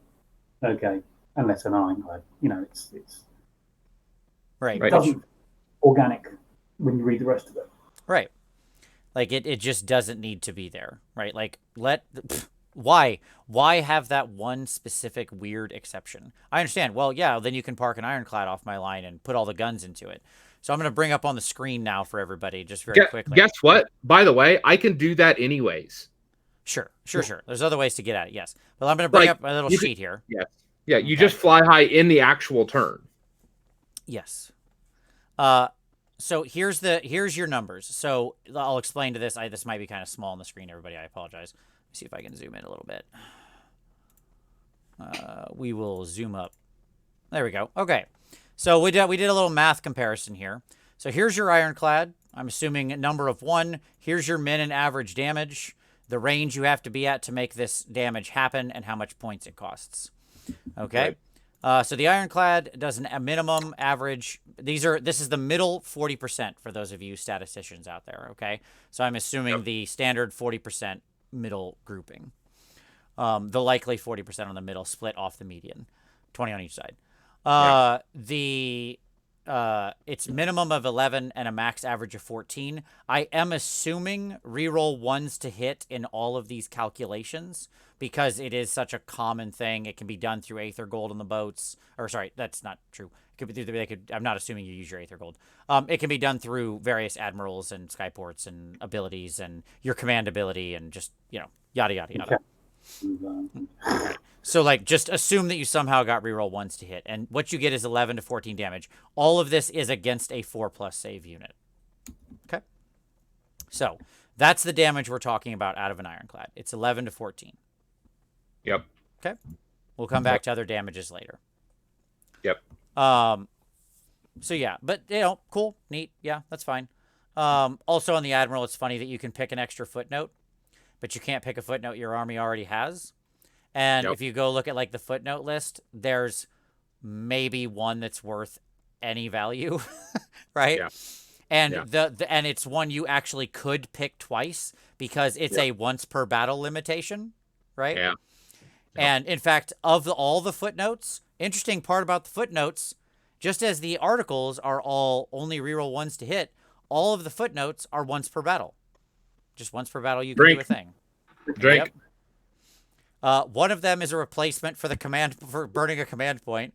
One of them is an irrelevant heal, and one of them is actually pretty good, where you can like run and shoot and charge. That's a thing that would be neat to be able to do twice, but you can't because it says you can't pick the same thing twice. Right. Cool beans. Right. Okay. All right. So yeah, Tom, you mentioned, or there was one other one mentioned, Grudgebearer. Do we want to talk about Grudgebearer real quick? Because that's for the Endrin Master. Well, it's one that kind of turns up. It's one of the common ones. It's one that kind of turns up or most of them. But it's really good. It's double damage against a specific character that you pick at the beginning of the game. Yep. And it's just very, very good on the Endrin Master with suit. Yes. I can't pronounce the word. But the flying. Yes, the flying dirigible suit Endrin Master, who he basically can do damage. He can do damage. Yeah. So after armies are set up, pick one enemy hero, double the damage inflicted by weapons used by this general that target that hero. Just kind of period, which is great. Let's re-reference our spreadsheet here, because obviously we're going to give that to the guy in the dirigible suit. So here we have our Endrin Master with suit. His normal damage, assuming reroll ones, assuming he can get into a 9-inch range, is 3 to 5. Not the most impressive damage. But if you double all those damage numbers and you space that out over the whole battle, that actually does make this guy pretty scary to even well-protected heroes. I've had him one shot at Hurricane. Well, yeah, one hero, right? Because he's only going it like that bonus is only against one hero. So against one target, he's going to be pretty good. Yeah, but nonetheless, sometimes whole battle plans revolve around, like, there are many enemy armies built right now that revolve around keeping one person alive. Which is what's good. Right. Because he's far, so he can get to that character. Right. That dude's maneuverable, he can actually put out some good damage, and, like, that turns him into a little assassin, which I actually think is like, I agree. I think Grudgebearer is actually pretty strong. But he is also your general, which means that he has, like, utility in scenarios, and you can't just treat him like an assassin and throw him into their line, like throw him in to take out that target. I don't know. I mean, what scenario do you really need him for? Like, let me say it this way. In the US, there are lots of secondary objectives that are general based. Oh, that's fine. For like, yeah, sure. That's fair. I mean, it's not just US. There's plenty of in the standard pack that reference generals. So, like, okay, that's fine. Okay. I would also throw in one more, but only as an aside, as an example of something we were talking about earlier, which was Collector for the Chemist. Yep. Yeah. Collector for the Chemist is actually quite cool, but you never take Chemist generals because you're always kind of pushed down a path where you've never got the kind of luxury of having a Chemist general to take Collector, which is quite good. It is a really good one, yeah. So the Collector, what it does is, if you choose this general to have an artifact of power, you can choose one extra friendly hero to also have an artifact. That's a cool item. It should be stated that the Chemist also has the Grudgebearer thing, just like the Endrin Master, but I don't think you would give it to him because he just doesn't have the damage capability. Right. Yep. Okay, cool. Anything else we like in there? Like... I mean, +3 movement on the navigator is not terrible. Sure, where you can if he's garrisoning a ship, it goes up by 3 inches and move. Yeah. Yeah. It's okay. But you're gonna be fly highing most of the time. So like it's synergy that most of the time you just don't need. Sure. I would also point out that the old like after army, or the diviner, where you can after armies are set up, pick one terrain feature or objective. Do not take battle shock tests for friendly Kharadron Overlord units while they're wholly within 12 inches of that terrain feature or objective. That has a lot of potential, but the problem is that the way the army tends to build, you don't generally have like 40 blocks of Arco anymore. which is what you would be wanting to use something like that on, right? You'd want to have them go, like, Arco want to go stand on an objective now. If you read the War Scroll, that seems to be what they want to do. Right. It says, put these guys next to an objective. Right. So, like, when you read it, you're like, okay, cool. But the problem is just most lists aren't going to really tend to have 40 blocks of Arco because they just don't actually do anything in that number anymore. It's not, there's no, you're pound for pound, you're not getting any value there. Right. So, I think you'll see tenors of Arco plenty often, and that's fine. Yep. And also, the battalion that you're taking most of the time tends to kind of double up on that kind of ability anyway. Yep. You've got quite a bit of ignore battle shock. A shocking amount of ignore battle shock in this army, because I think they felt like it was one of the weaker abilities you can hand out, right? And so it's like situational battle shock negation. It's in an army that's already going to have like units of like 5 to 10 troops. Right. Yep. That you're just not going to have. And the irony being, on top of all of that, it's not like you don't have the command points to spend.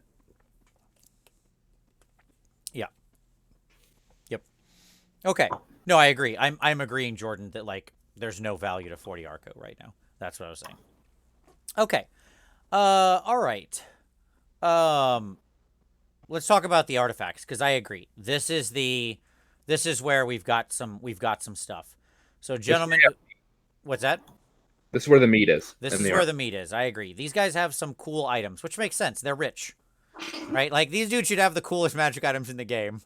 And what really gets in my craw is that, like, and they used to have a skyport that gave you an extra item, which, man, how amazing would that be here? And it just doesn't anymore. Yep. It gives you, yeah. Okay. So let's talk about it. Here we go. Gary, Tom, what are the items we like? There's some interesting items here. Let's go through them. Do we want to start with like the item? Shall we just start with it? The decision you have to make is, are you spending additional points on endless spells? That's the first decision that you make in this army. Right. Do you reduce your cap by 100 and just take Warp Lightning Vortex? Or the Taurus. I would also argue the Taurus could be interesting in some lists. No. Or whatever. But the point, would you like to explain, Tom, how this army that does not have spellcasters or priests needs to think about taking an endless spell? Yeah, I'll talk about how, okay. So I'm not going to be snarky with it.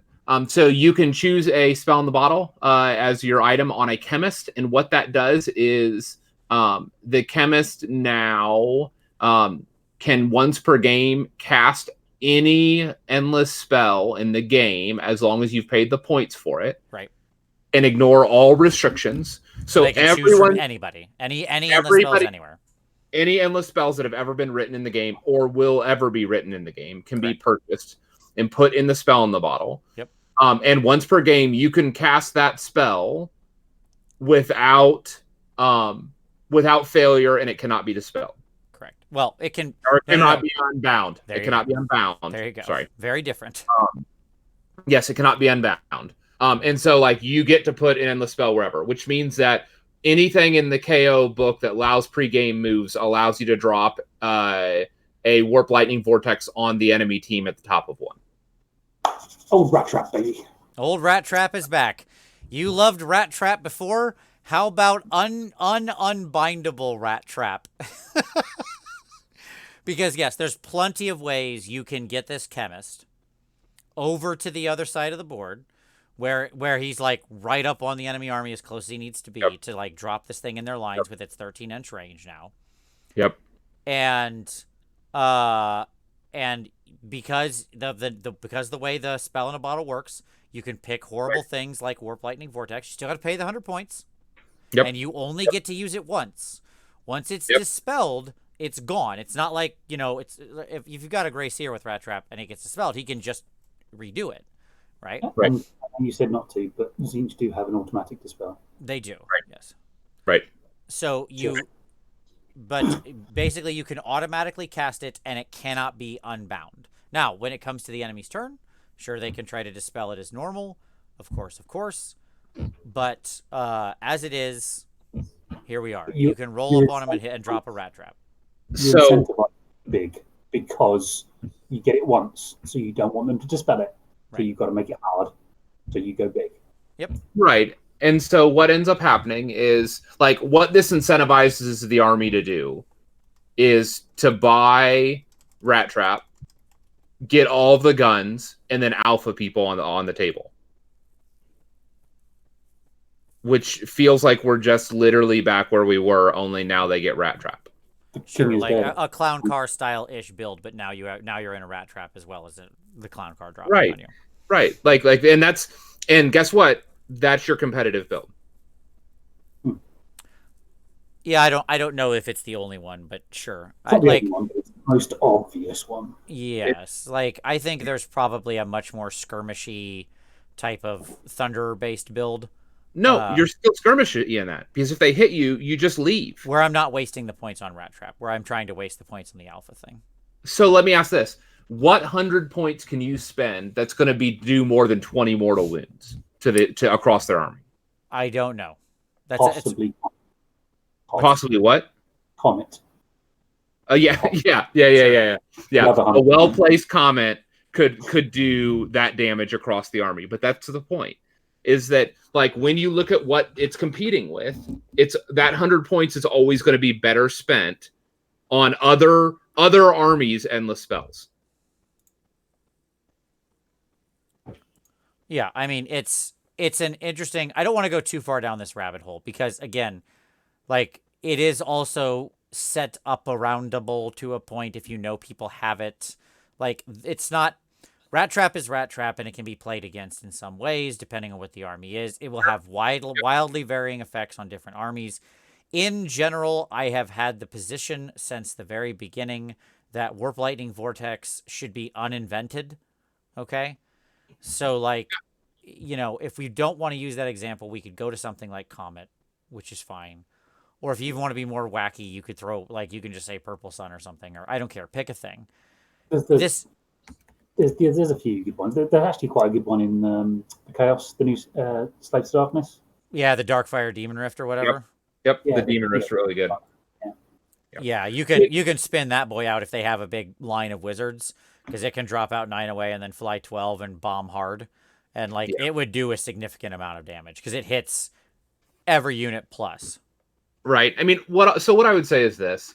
Like, my big concern is what they did was, in this one creation, which is an awesome, neat, ingenious creation, what they've done is they have incentivized bad play experience.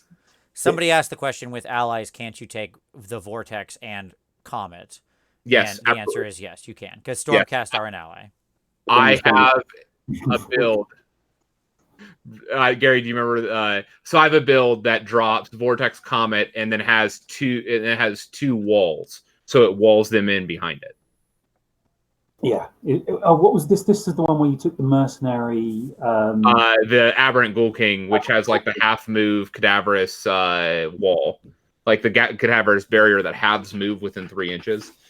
And so, like, you wall them, like you set up the 2 rat traps, like, long ways, and then put the wall behind it, and so they can't actually pass, and it actually extends the line of, like, unpassable, and then you drop like a comet in the middle, and it does a lot of damage. I think look like one of the worst kind of examples of 40k list building detachments. Yep, because it has a Chaos Endless spell. You're going to take Stormcast Eternals, and you're going to take a Death unit as well, in a KO list. As one would expect. Yeah. All right. So that's spell in a bottle. It's something that's worth talking about. It should be noted that all of the chemist's artifacts are once per battle items. Yes. All of them. Yes. Every chemist item is once per battle. Take a drink. Take a drink. There it is. Yep. So but let's talk about some other items, because there are some other fun items in here too. Somebody want to talk about the phosphorite bomblets? They're cool. They are cool. They are cool. They're basically the reason why you take unportable, the non-named skyports. Yep.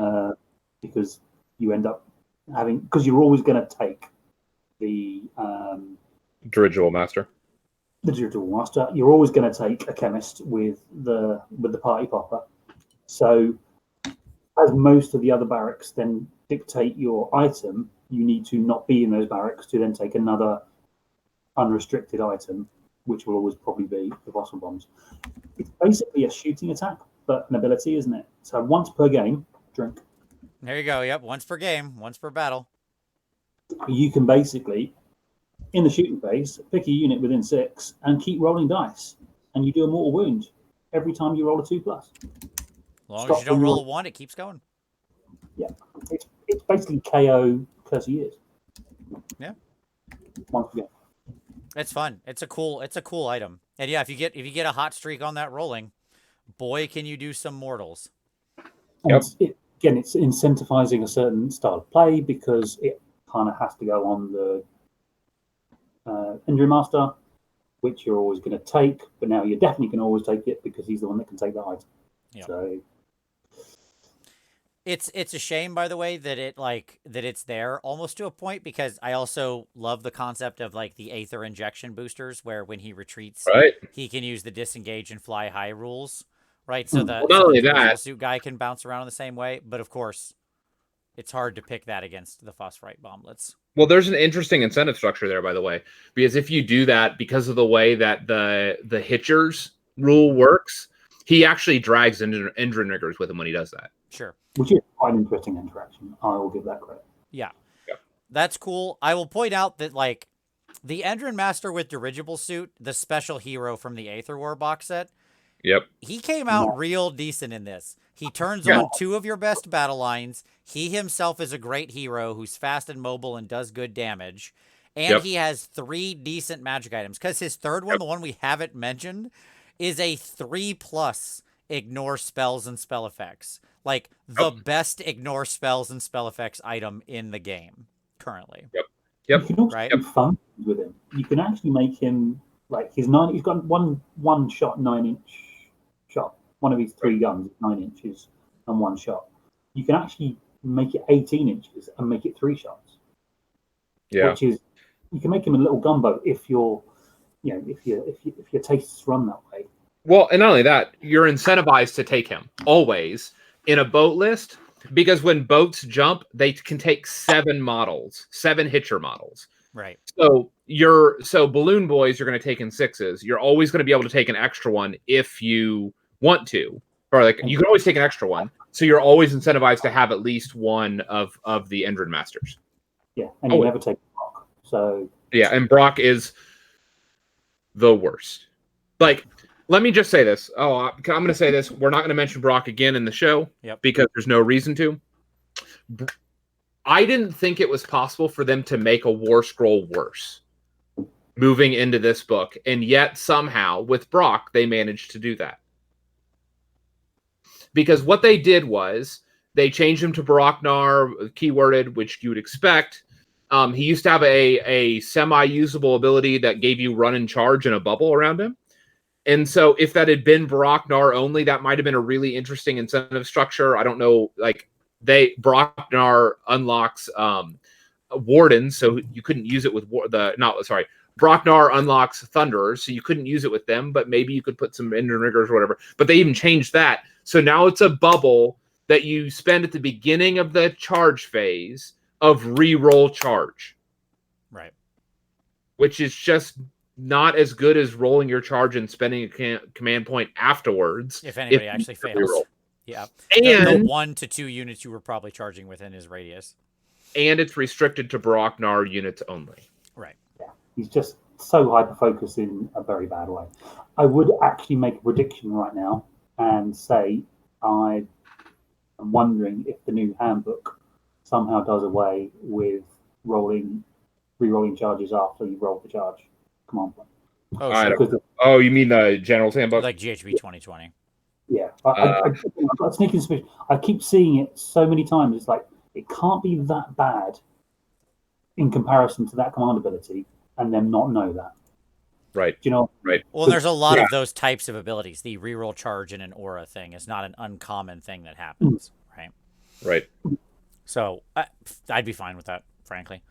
Okay. So, yeah, he has, like, the Endrin Master with dirigible suit has 3 honestly sweet items. Like, he got all the good stuff. Yep. And I just want to point out, I want to talk about the navigators real quick. Okay. Sure. The navigator items real quick. Because I think that it's an interesting exploration of the book. Okay. Right. Which, by the way, we're talking about all these sweet items. Know that you get one of these in your army. Sure. Or Totally. well, I mean, often. And I mean, most constructions of this army, you will only ever get one of these items. Period. Right. Because you're going to be dictated by your skyport for the other item. Yep. Yeah. Okay. So the navigator's interesting. Let's start with. I want to kind of go in this order. Here we go. I'm going to go in reverse order. Voidstone Orb. Right? So once per battle, when you attempt to basically, unbind or whatever, or dispel, you can just do it automatically. All right, cool. Fine enough. Because he's your dispeller guy. Then you've got this Illuminator flare pistol. Now, we've talked forever about how they need a marker light ammo, right? Yep. And the people will see that, Tom, when you type in the chat, because it comes up on my screen. That's fine. Gary and I will keep talking. Yep. So we talked about how they need the marker light ammo, but instead it's the first time in a battle. In other words, once per battle. Yep. When you score a hit on an enemy unit, you can reroll hit rolls for attacks made by other friendly Kharadron Overlord units that target the same enemy hit. Like, what a chance for a cool item to give this guy a marker light pistol so he can, like, focus fire and light people up, right? Yeah, give people reroll ones. And not only that, like... Well, it's all hit rolls. All hit rolls. No, it's the first time that you hit with that item. Yes, I understand that. I'm saying he grants reroll all hit rolls, not reroll ones.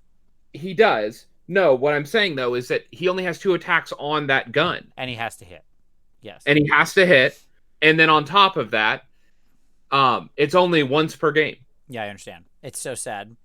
Like, it would be so cool if it was just a thing. Like, now when he does this, if he hits, your allies get to do this thing. Wouldn't that be cool? Nope. Or even if it was your allies within a range or whatever. Fine. Okay, and then finally, the Cyclonic Atha meter. When you use the bearer's Aether Storm ability, add 1 to the dice roll that determines this effect. Probably actually the most boring but useful one he has, because it actually makes his storm quite reliable. Right. Yep. Okay. Because his storm's on a 3-up. His storm's on a 3-up, yeah, exactly. On a 6-up, it does more wounds. Is it 6+ or is it unmodified? I think it's a 6+. It's 6 or on a, I don't know. On a 6. On a 6. So that doesn't actually move that. Yeah, pass. At any rate, it still does make it so you only fail it on a 1, which is right. What you're actually trying to do is have the move characteristics of units, which is what the Navigator has the ability to do. Only for flying units, but he can still do it. Which a lot of heroes are flying, so sure. Like a lot of the good stuff, you can quarter their movement. So all right, let's talk about let's get into battalions. I want to talk about the 3 battalions. There are only 3 battalions in this book. We're not talking about the mega battalion. That's impossible, obviously. Okay. Which, by the way, can I point out something? They removed you lost a quarter of your battalions because they used to have 4. They took out the only balloon-based, not ship-based battalion. So they have 3 boat-based battalions now. It'll show back up soon, Tom. In the Wrath of the Everchosen or whatever that thing is that's going to have all the battalions in it, if that's what it has. We'll see. Or maybe not. Yeah, I understand. Or maybe not. Okay. 3 battalions. Gentlemen, do you like... How do you want to attack these? What have you been building your list with? Let's start there. Almost all my lists are based upon the first one. Yep.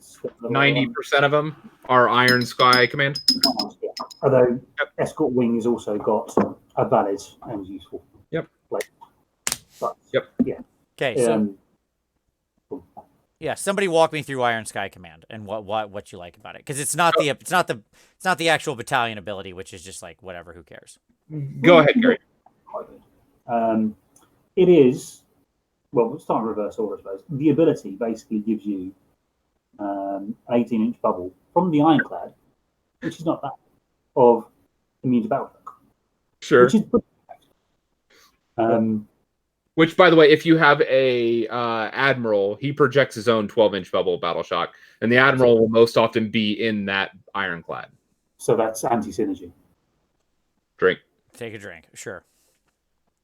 But at its heart, it is basically an ironclad with three little characters, one of which can be Engine Master in bold. So you're flying Engine Master, Chemist, Navigator, but any three in any combination. 10 Arcanite Company. Well, sorry, 1 unit of Arcanite Company, so 10, and then 1 to 3 units of Riggers. And that's basically your army in a box. Right. It's basically someone gift wrapping you and going, "There's your army. Off you go." You've got, because if you take the Engine Master as your general, the Riggers become battle line, and so you've got your characters, your boat, and your battle line. Yep. In a load. There you go. It's there. I think you can get something like quite comfortably 1750 in unit sizes that you want because of the 6 being transported by boats. So you end up with like 1750. You stick 100-point vortex in it, and you've got 150 points left, and that can either go on an admiral if you want to stay at a genuine 1-drop, or you stick a gun hauler just to open up your boats, kind of Riggers kind of play. Right. So you're either playing a 1-drop army in an ironclad with 18 engine riggers, or like 10 Arco and 12 engine riggers or something like that. Yeah, sure. Because I mean, you got to have the Arco. They're chewing up a spot. Well, no, but the riggers aren't chewing up any spots. It's 1 to 3 units and the Arco, so everything's going to be in the boat, 1-drop, plus the riggers, or you add a gun hauler and lose the admiral. But the point being, it's the same list that was Clown Car. You had 2 units of 9 previously. Now you have 3 units of 6. Sure.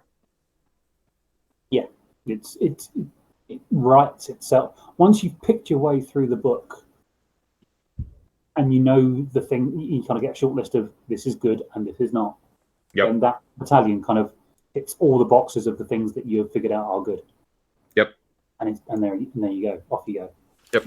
But I do like, so here's one thing I'll say. I actually like this battalion a lot, the Iron Sky Command, okay? Yep. No, I agree. Like, it's a good battalion. It does direct, like, it has the stuff you would probably want. It does, and this actually helps direct you through, like, army building, especially for somebody who doesn't have as good of a handle on the army. It does allow you to go very low drops. It doesn't really have anything I would hard consider attacks in it because of the way it 0-1s your Admiral or Brock, right? Yep. So, like, as battalions go, this is a good battalion. Well, right? Its ability is fairly irrelevant, but still. Like, you wouldn't take one of those heroes. So it's forcing you to take one additional hero that you probably wouldn't normally take. But even then, it's not useless because basically you're always taking the Navigator, you're always taking the Engine Master. So you're left with or like you're going to take a Chemist for the spell in the bottle, and then like the question is like you could opt to not want to take the Navigator, right? Like that would be the other possibility. Or if you for some reason want to go with like not like Arco battle line, you could drop the Engine Master, but you're still then forced to take a third, like either a double Navigator or a Chemist that you can't use in your boat. Yeah. I mean, fair enough. But that's like, none of that is crippling to this. This is just average battalions of what tends to happen, right? Tax-wise, this is minimal. There's plenty of battalions in plenty of other books that are way more taxy and whatever, right? Sure. All these heroes have a purpose. They do something. Well, Chemists don't. Chemists don't do anything in boats. No, Chemists do 0 things in boats. It's not the question of do they do anything in a boat. It's a question of do they do anything in the army. And I would argue that, like, yeah, chemists do something in the army, right? Like, that's not the question. What chemists do is buff Skyfarers, and you do have 3 units of 6 of them. But if the Chemist is in a boat, you can't buff Skyfarers. We'll get there. I understand. He's got to be on foot to buff, but we'll get there. My point is, that does happen. He does have a reason to live and to be there. Like, this is a good battalion. I'm calling it good. There are many armies that would kill for a battalion like this, man. Sure. No, I would agree with that. I would agree with that. is because of its composition is getting you all the things that you were going to take anyway in an army that really likes being a loader. So that kind of pushes it over the it's good to, well, I'm almost always going to take. Yep. Right. Okay. So then the other one, obviously, to talk about is the Grundstock Escort Wing, or just Escort Wing shortly. So this one is 2 to 3 gun haulers, 1 Arco, ironclad, or frigate. So just so we, like, if we talk about min boats, that's 250 plus 300, so 550. If we went like max boats, that is to say ironclad and 3 gun haulers, right? Then you're talking about 960 points of boats. So that's kind of your boat range there, right? And then 1 Thunderers unit, which is good. We'll talk about Thunderers in a little while, but Thunderers are good. Like, Thunderers are a very strong unit in this army. And 0 to 3 Sky Wardens units. I don't particularly love Sky Wardens as they came out. There are some uses for them.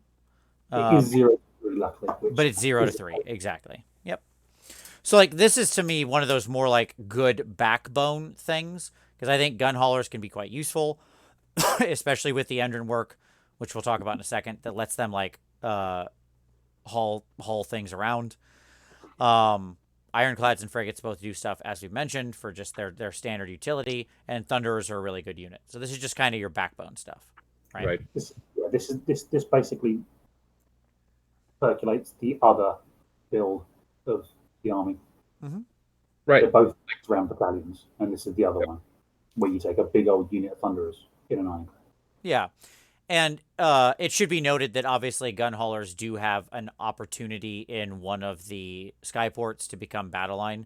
So, like, if you were, you could theoretically have all of your battle line in this battalion. I think that's kind of where it kind of ends up kind of boiling, or you're parking to. You end up having this in Urbaz because same thing as, the same reason and the same thing I said very early, which is you kind of go down these build paths and they're generally kind of built around battle line.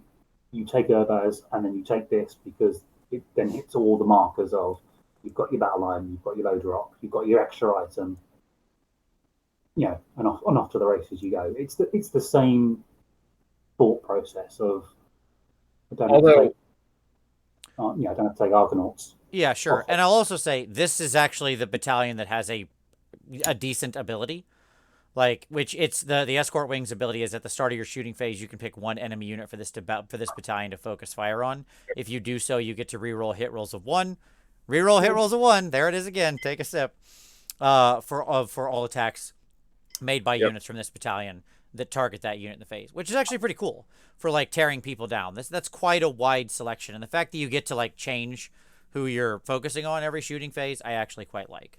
Yeah, and it's decent for MSU kind of builds because as much as you can get reroll ones everywhere, you can't generally give it to everyone at the same time. Right. Right. Yep. Yeah. So, like, and then the middle battalion, I don't really like, the Iron Sky Attack Squadron. That one is 2 plus Argonaut frigates, any number of frigates, which again could be your battle line in, was it Brock Nar has battle line? Is that right? And, but it doesn't matter because if you take 3, I guess. And then, yes, I understand. If you min it, yes, correct. And then 1 Argonaut company unit for each Argonaut frigate. The point is, if you min it 2 and 2, you were in Nar, you'd still satisfy your battle line or whatever. Right. At any rate, this one has one of those things that seems really cool because Arco from this battalion can leave an Argonaut frigate from the same battalion either before or after it has moved. We'll talk about that in a moment because we really need to get to that. In addition, you roll 3d6 instead of 2d6 when making charge rolls for Argonaut company from this battalion that left an Argonaut frigate in the same turn. The problem with this is many-fold, okay? So let's just go talk about frigates real quick because I feel like that's a conversation we need to have, right? So, and we need to talk about garrisoning in general. So a frigate can hold 15 models, right? It can garrison 15 people. Arco come in 10s, hence the most you can ever of Arco you can ever stick in this thing is 10, right? Pretty simple math, unless you're buying undersized units. And you can't do and you can't. There's no engine work that allows you to negate the movement problems with this either. So you can't, like, if you go over 10, it can't fly high and it's have moved always. Correct. Yep. Yes, you have this model's move characteristic, and it cannot fly high if there are 11 or more models in its garrison. Okay, great. So we always just have 10 guys. So it's the 10 Arco. Right. And we're gonna put a pause here, gentlemen, and we're gonna, Tom, stay as long as you can, and then just drop in. Gary, now keep going. Okay, I'm gonna have to go here in a minute. It's fine, man. I understand. Okay. And we'll so we need to talk about garrisoning and how it works. Okay. So you can garrison people in your boats. Garrisoning, Tom, what are the benefits of garrisoning? We'll let you do this before you go. Yeah, it's +1 to you get cover. So you get +1 save, and you are -1 to be hit. Okay, which is, you know, good. Like, that's solid. Yeah. Cool, Yeah. cool thing. Yep. And so that alone is obviously a nice little buffer unit. You can still target the unit, of course, normally. Yep. So somebody can shoot you completely normally when you're in the boat, other than the neg 1 to hit. They can melee you if they attack the boat. All that kind of stuff is still true. Yep. Okay. Yep. So I want to read everybody here the text around this because this matters a lot. Units cannot join or leave this model's garrison if it has made a move or flown high in the same phase. They can join or leave before it does so. So normally, if the boat moves at all, you ain't getting off. Whether it shoots up and comes down or just scoots forward, you ain't getting off. That battalion lets you jump that, but it only lets you jump that with 10 Arco. To put that in perspective, 10 Arcanaut Company shooting and charging and attacking do on average 3 damage. Against a 4+ save. Against a 4+ save. So it's not like you're deploying... With reroll 1s. With reroll 1s to hit, yeah. Actually, no, I didn't give them the reroll 1s for that, because I wasn't assuming they had reroll 1s. That's just their straight math. Okay. Okay. Because I was assuming you weren't buffing a tenor that's doing this trick. It's just not like there's no heat there on being able to, like, move forward, pop out, and then the Arco come in. Like, they're just okay. All right. An attack made by a weapon that is in range of this model, i.e. the frigate, can target either this model or a unit in its garrison. If this model, i.e. the frigate or ironclad or whatever, is destroyed, before it is removed from play, roll 1 dice for each model in its garrison. On a 1, that model is slain. Okay, fair enough. It's going to be some lorem text. Set up any surviving models wholly within 3 inches of this model, i.e. the frigate or the ironclad or whatever, and more than 3 inches away from enemy units. Okay, so let's talk about that for a moment. What that means, folks, is that the real chance you have of death if you have a garrisoned unit and your boat pops has nothing to do with you rolling a bunch of dice and rolling 1s. Right. It's about being surrounded. Like, if the enemy gets in touch with 50% of the boat on its horizontal axis, right? So I don't have a base of an appropriate size here. Hold on. I actually have an image of this somewhere. Yeah, while you're digging for your image, I'll talk. Yeah. The point is then, because you have to be wholly within 3 inches of the slain boat, and more than 3 inches away from enemy models, basically then the question becomes, what happens to people who can't be set up? The normal rules would tell you they're just slain and die. Yeah, right. It's basically how 40k works like that. Right. It's not unusual in that respect. It's nothing that a gamer that plays both systems would be like, oh my god, that's so... It's just you're doing it with often like a third of your army running around in the same thing. Right. Okay, so let me pull this image up real quick. I want to show you just some math real quick. Okay, so this is the hypothetical situation of, like, let's say that you put 20 Thunderers in a boat and the boat dies. Okay? Sure. So, and for 20, you're talking about an ironclad here, because only an ironclad can hold 20 guys. So just let's do some quick math for everybody. An ironclad can hold 25 models, but if it goes over 16, Its move is halved and it cannot fly high. The frigate can hold 15 if it goes over 11, and the gun hauler can hold nobody unless you take the Endrin work that lets you hold people. Yep. Okay, so please continue, Tom. So what happens here? These are 32 mil bases that are wholly within 3 of the base, which is the rules for setup. Which means that if they are taking any more space than what I have right here between these two 3-inch markers, you are losing models. Right. Okay. If you, heaven forbid, that they cover half your base here, you're going to lose all but about 4 or 5 models. Right. So the point is that the cover benefits for actually being in the boat are meaningless, because if you just kill the boat in melee, almost everything in it dies. Right. Yeah. That's the problem with it. From a setup standpoint. So like if you can hit half their base, which you can do, you can spread this out with like 5 32 mil bases, you can cover almost this whole thing. Sure, and like 5 brutes or something of that size would easily cover that and be very dangerous to the boat, right? Like 5 buff brutes could just flip a boat. 5 buff brutes, if they hit the boat, they can literally kill half your army. Because they're going to kill the boat, which is 510 points, and the 480 points of Thunderers, you're going to lose all but about 5 of them. Yeah, and just to respond to like Doom's comment in the chat where he says like you should lose models when your boat gets blown up. I don't think anybody disagrees with that. The trick is you're getting double whammied here. You're rolling 1 die for everybody inside, and then on a 1 you're killing everybody, and that's kind of irrelevant because the reality is in most cases, unless the boat gets shot down, in which case everybody just piles out normally, and that slain rule is all that triggers. If you're losing the boat in melee, then very often you will just lose your unit. Like, it will just not get reset up. It will all just die. Right? Which, again, this is a very 40k thing. Right? Right. The thing we were talking about earlier is, like, it's incentivizing you to take boats. Right. But at the same time going, yeah, but, like, the garrisoning rule, which I actually think is the best way to make boats work in the rule set that we are given. I think it is actually genuinely the best mechanic. But someone's then gone in after the event and gone proviso, negative, to the point that there is actually very little point putting stuff in a boat anymore. Right. Yeah, so, like there's a real cross incentive structure here. Exactly. Like we've hit the height of the non-synergy, right? Drink. Because what we have is most of the battalions want you to take boats.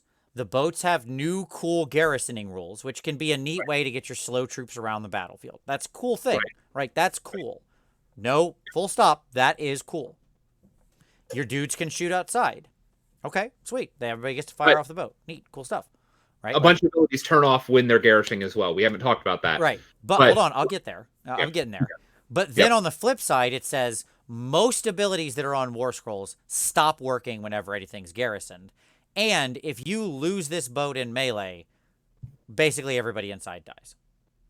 Yep. That's a heck of a de-incentive to garrisoning people, right? And that's why I said the skill floor here, it makes such a difference in this army.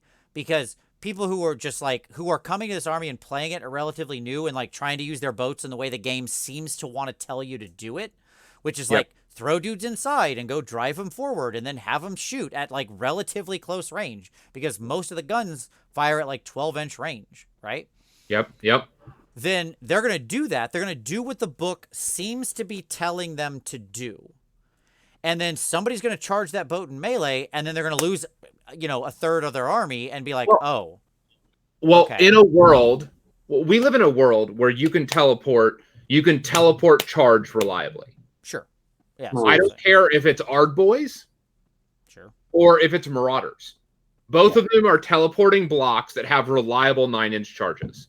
Which then kind of feeds into the other thing that I said 10 times now, which is pushes you into a low drop because you can't have a high drop and risk that kind of thing happening to your expensive boat with very little screens. So you're because of rules like this, suddenly you're like, well, I have to be an alpha army because... You have to be an alpha army, otherwise you're going to get charged. Yeah, otherwise I die. I need to do my thing. And to do my thing, I need to be a battalion, and then my army ends up looking like this every time because I'm every time. Yeah. Yep. And so like that becomes a real challenge. So somebody asked a reasonable question. This is worth an answer. Yep. So why not just have 5 Thunderers in a boat? So they won't do anything. And So you don't you're in a boat. Right. Yeah, So let's look at the damage. Let's bring up. So first of all, an interesting point is that in addition, when your models are garrisoned, so like a boat pulls up with 20 Thunderers in it. Let's just do that, okay? Or like 15 Thunderers in an Ironclad. Why not? Well, so it could still moves at full speed, still can fly high, all that kind of stuff. Okay, great, super dandy. That counts as 1 model for taking an objective, right? Like literally, an ogre is standing there and will beat you. Right, he will own that point. Now that's fine, but I can be more silly if you want. 2 clan because reds. models inside a boat do not count for objective holding. Right. Yep. Right. Okay, so let's look at the chart here because I happen to have some Thunderer at math. So 5 Thunderers do an average of 3 to 5 damage. Okay, at a 12-inch range for 120 points. Not terrible.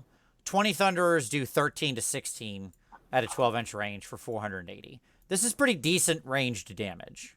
But right? Is that all that taking into account the +1 to hit and all that for not being in the boat? Because all that damage may go down. Correct. This is assuming you're not in the boat. Yes. Okay, so if you are in the boat, this damage goes down.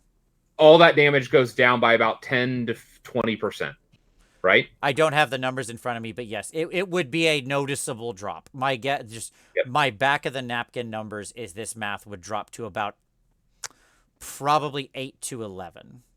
Right. I mean, there are ways around, but that's not the conversation. Right. Yeah. If you're in the boat. So let's explain why that is. Let's go to an example and make this real for folks, because I do think Thunderers are a good unit.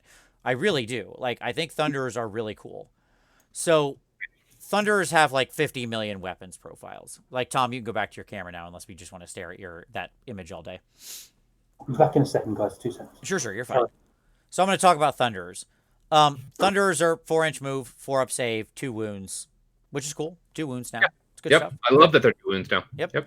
So you get 10 wounds for 120 points. Pretty good. They have a nice, decent shooting profile. I'm just going to talk about the base rifle for the moment because I'm not going to go through all the rest of this crap. These guys have way too many profiles.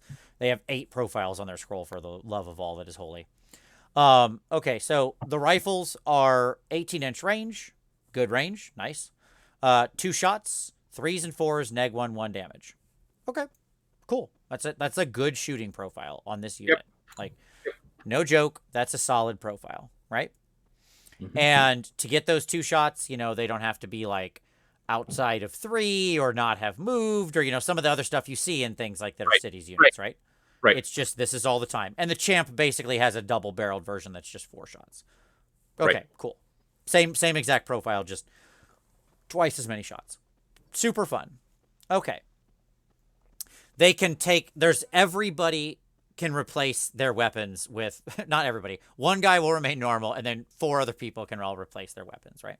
Forced diversity, yeah. And so they all have these different weapons, and they all do different things.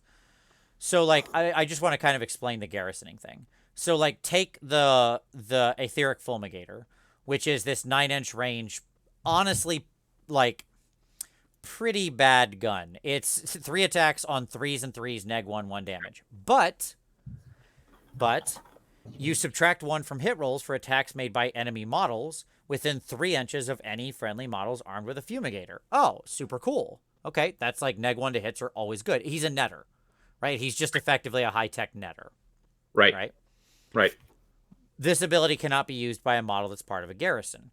Well, you think, okay, well, maybe there's reason for that one because, they're already being neg 1 to be hit. You don't want it to be stacking. That could be kind of annoying. I mean, we already just shown that the right answer is never attack the thing inside the garrison. You always just pop the boat and they all die.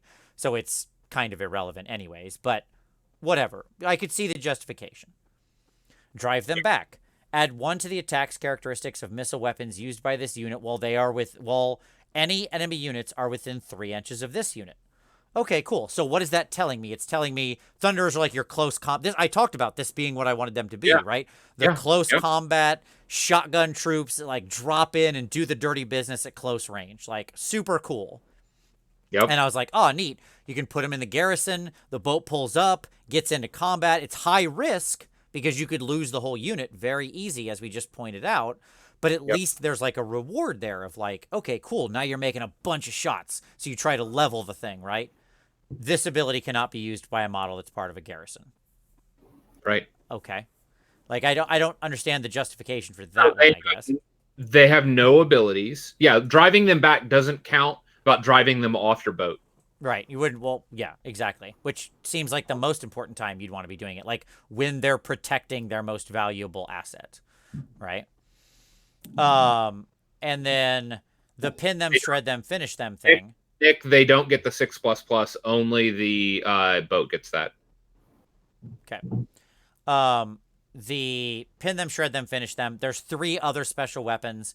They all basically hit on 4s, but they can hit on 3s if you have at least one of each of these in the unit. So again, when you look at how to build the unit, and by the way, the way I built that damage is in your head, you go, okay, so I take, 4 times 5 of these guys. That means 4 of the units or 4 of the things become mortars, 4 become deck sweepers, and 4 become aether cannons or whatever, right? That's kind of how you would think of it in your head. Where are you going with this? But that's actually the wrong way to do it. The right answer is you only want like one of those that is the one that's not very good, like the deck sweeper one, because it's really bad. It's just a very bad weapon because it's like 4s and 4s, -1 damage. And you want a bunch of the other ones. So again, this sort of non-intuitive path you've got to follow to get to optimal. Right. Yeah, and not only that, like somebody had mentioned, they're your airborne paratrooper shock force. But remember, so let's say the boat drops in. If the boat drops in, the guys can't get off the boat. Correct.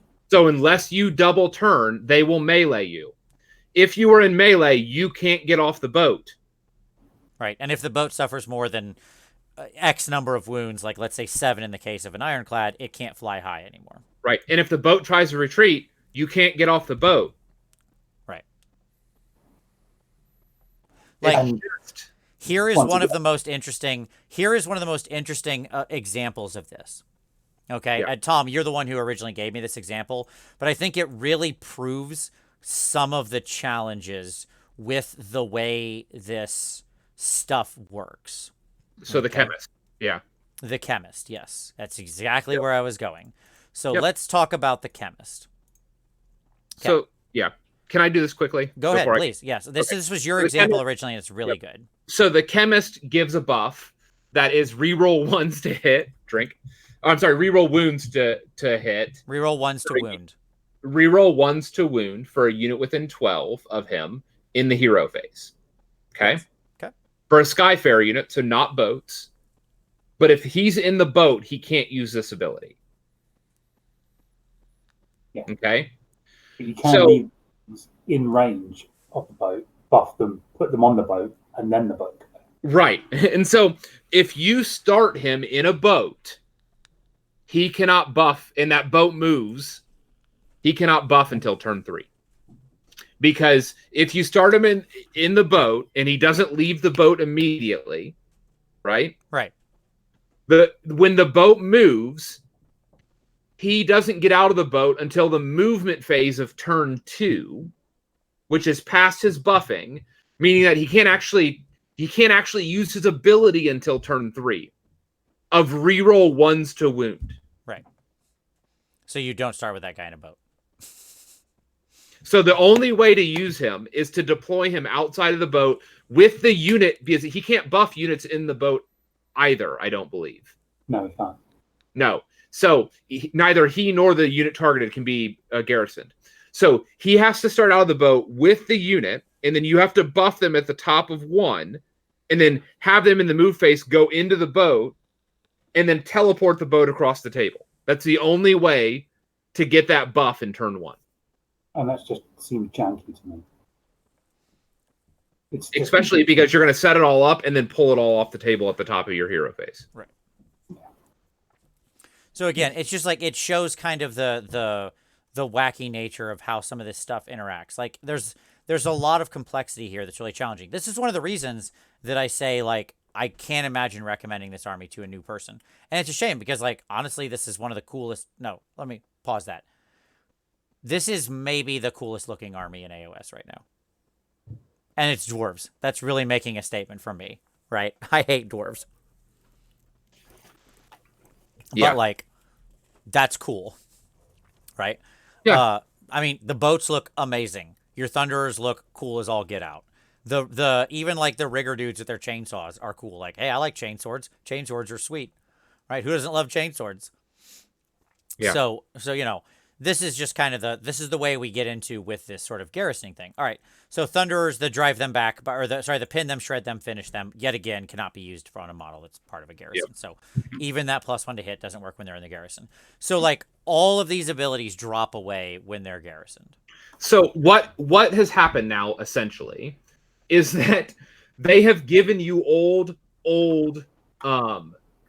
old embarking disembarking rules where you just like remove those models from play, because before, like, those models were in the boat but they couldn't attack, they couldn't use abilities, they couldn't do any of the things that you want them to do, right? But they were also not targetable, right? So the irony is that they've given you back the ability to like shoot, but all of your abilities still turn off, and now you're targetable. So it's like the worst of all possible worlds. And they're in a situation of extreme risk. Right. The boat is always in extreme risk, and if you get engaged in melee ever, you're always being threatened to lose those models. Oh yeah, like that's somebody said in the comments. I would recommend the heck out of this for hobby purposes. Oh, I totally agree with that. Like if you're an experienced player, that's fine. You can navigate this stuff. It's often unintuitive, but like if you understand the game, you're not saying that. I was only restricting to new players. And like hobby wise, this army is just outrageously cool for what you can do with it. I mean, like my God, it is. The sky is the limit with hobby. Okay. We should talk about Balloon Boys a little. Yeah, I need to get going. But I could go on. Like, I trust that you all will represent them appropriately. Absolutely. So Gary and I will soldier on for a little while, so while we cover the rest of the stuff in here. Thank you. Okay, very good. Gary, let's talk about Endrin Riggers. Okay, because I think Endrin Riggers are another super strong unit in the book, right? Endrin Riggers are now these Skyfarers. That's the new keyword. So them and Sky Wardens. They go battle line with the dirigible suit guy, which is cool. And these guys are basically what they were before, right? Like they're solid. They're solid. They don't have the chemist. The chemist buff made them really good. Right. The chemist buff has gone as it was, so they are now good. But they fulfill a bit more role in the army now, so it kind of makes up for it a little bit. Yeah. They have some raw damage, but they are now battle line, as you say. They are now a potential battle line, which is very useful. And they also heal really well. And as your boats are more expensive, they're now more of an investment that you do want to heal, especially when they've got breakpoints on their war scroll, which say they can't do things unless they are, of a certain amount of wounds taken. So you can't fly high, you can't disengage, which we haven't really talked about yet. You can't do these cool rules if you're too wounded, and they are your healers. So they do have a very solid place in the list. Yeah, I agree. Like things like the Riggers are just really cool. They do damage. Let's reference the damage chart again, because I do have Riggers in my damage chart. So here's your Endrin Riggers. And we've got two different versions of these guys. So one with all the special guns, that's this line right here that I'm highlighting, is if you switch them out for all the special guns.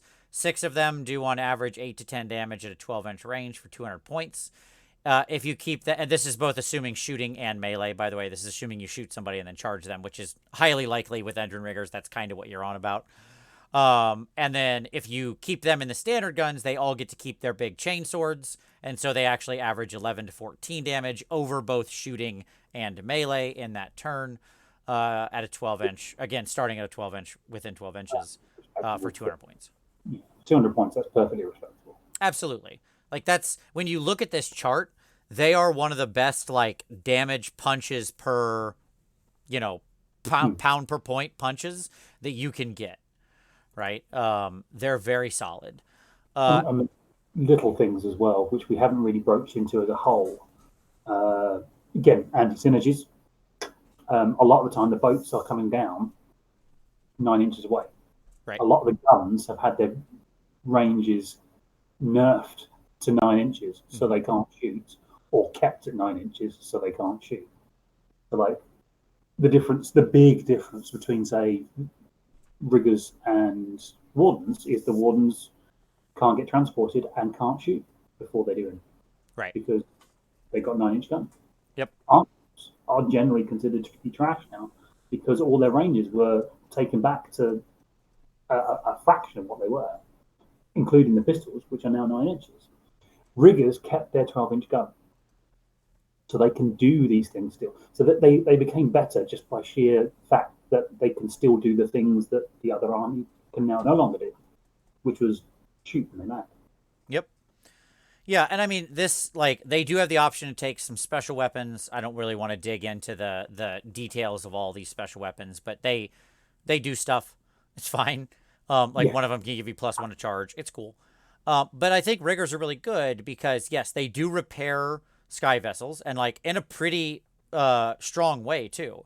Basically, at the start of your hero phase, you can pick one friendly sky vessel within 1 inch of this unit and roll 1 die for each model in this unit.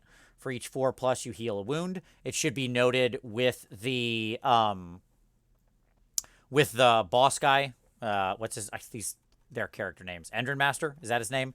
Who has the command ability that lets him re-roll this? That's usually where your command points go as well. Right. So you have a command ability where you can re-roll those 4-ups. So these guys can actually become little healing machines for your boat. They can also hitch a ride, as Tom mentioned earlier. So you can attach up to 7, basically, Skyfarers onto a sky vessel whenever it flies high. So they can pop up in the air with it, pop back down wherever it resets up. We'll talk about flying high in more detail in a moment.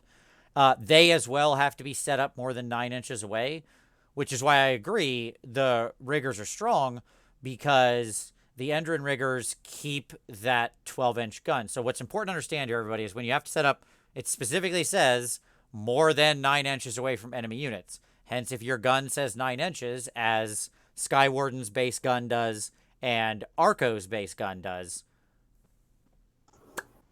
that's you. Yeah. There you go. Yeah. You get to do your things and you get to use your rules and you get to do your stuff. Right. So, which other stuff doesn't. Right. They're better by sheer dint of that. Yeah, to me, these guys are a great win in the army. They do they're meant to be a big old hammer, and they do hammer. They hammer in the morning, they hammer in the evening. Decent shooting, good melee, good speed. You know, not too expensive. Like, they're 6 wounds for 100 points, which isn't wonderful, but it's not terrible. Like, and there's a reason why there's 3 units in my army. Right. Because that all fits in that battalion. So, and again, off we go into the same battalion, into the same build, into the same kind of core army, because they are such a good fit. Yep. And this sort of ability, like, these guys just fill a necessary role. They can go mix it up in melee. They can go remove people off points. You know, they do these kinds of things you need. Or they go mop up after you've, like, shot a unit to be weak, and then they go in and saw them down and claim the objective. Great. Perfect. Like, horses. They are your workhorses. Yep. Yeah. These guys are successful. So, like, I dig the heck out of Endrin riggers. Cool models. Good unit. Does what it says on the tin. A+. Like, yep. That's the way I want things to feel in this game. Let's talk, Gary, you and I should go into flying high and disengaging and stuff, because this is where we're going to get some, like, FAQ stuff, right? Possibly. I mean, I don't think it needs it, but it does need it because people are still confused about it. Yeah. But, yeah, the answers are there, I think. Since they didn't put them in a sidebar explanation, I feel like they have to put them in the they have to put them in the FAQ, more just like in the designer's commentary than the errata, right? Like, it's not actually changing rules, it's just clarifications. Okay, so your boats have the ability to disengage and fly high. These are 2 separate abilities, and they actually turn off at different points in time into the wound profile. So, disengage. This model and any models in its garrison can still shoot if this model retreats in the same turn. Okay, so it can retreat and shoot. They could have just stopped there, but they didn't. Instead, like, so many units in this game just have retreat and shoot. However, that's not what this actually is, because then there's a caveat.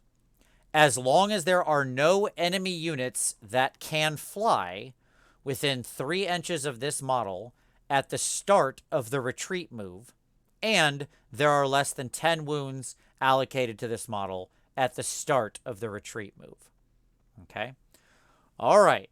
So I'm reading the Ironclad rules right now. There's different thresholds on disengage for all this, but we're gonna use the Ironclad as the example. Bear in mind, part of those rules are actually on the thresholds of the wounds table anyway. Yep. Why I don't get why it, yeah, but anyway. Why we repeat it down there? Yes. Okay. So so thinking about this, what that means is if you're engaged in combat with anyone who can fly, you cannot retreat and shoot. Right? Yep. Okay. Ever. If you're engaged in combat with something on the ground that can't fly and you have more than 10 wounds, you can't retreat and shoot. Okay? If both of those aren't true, then you may retreat and shoot. Okay. Got it. With you so far. Which is ish. And here leads to the next question. If the boat retreats, does the unit inside it garrisoning it retreat, Gary? Well, this is it. It could have been quite easily spelled out, as you say. Aside. The indication is that the occupants, while garrisoning, are passive. Makes sense. They do not do whatever the boat does. Right. So when a boat charges, the occupants have not charged. Nope, we lost Gary for a second. Yes. He'll be back in a second, I'm sure. And what we're saying is, yes, exactly that. Like, if the boat charged, the people didn't charge. They're just there. They can fight because they happen to be within range. If the boat retreats, they didn't retreat, so they can still act like they didn't retreat. Yeah. So that is a benefit of garrison. Right.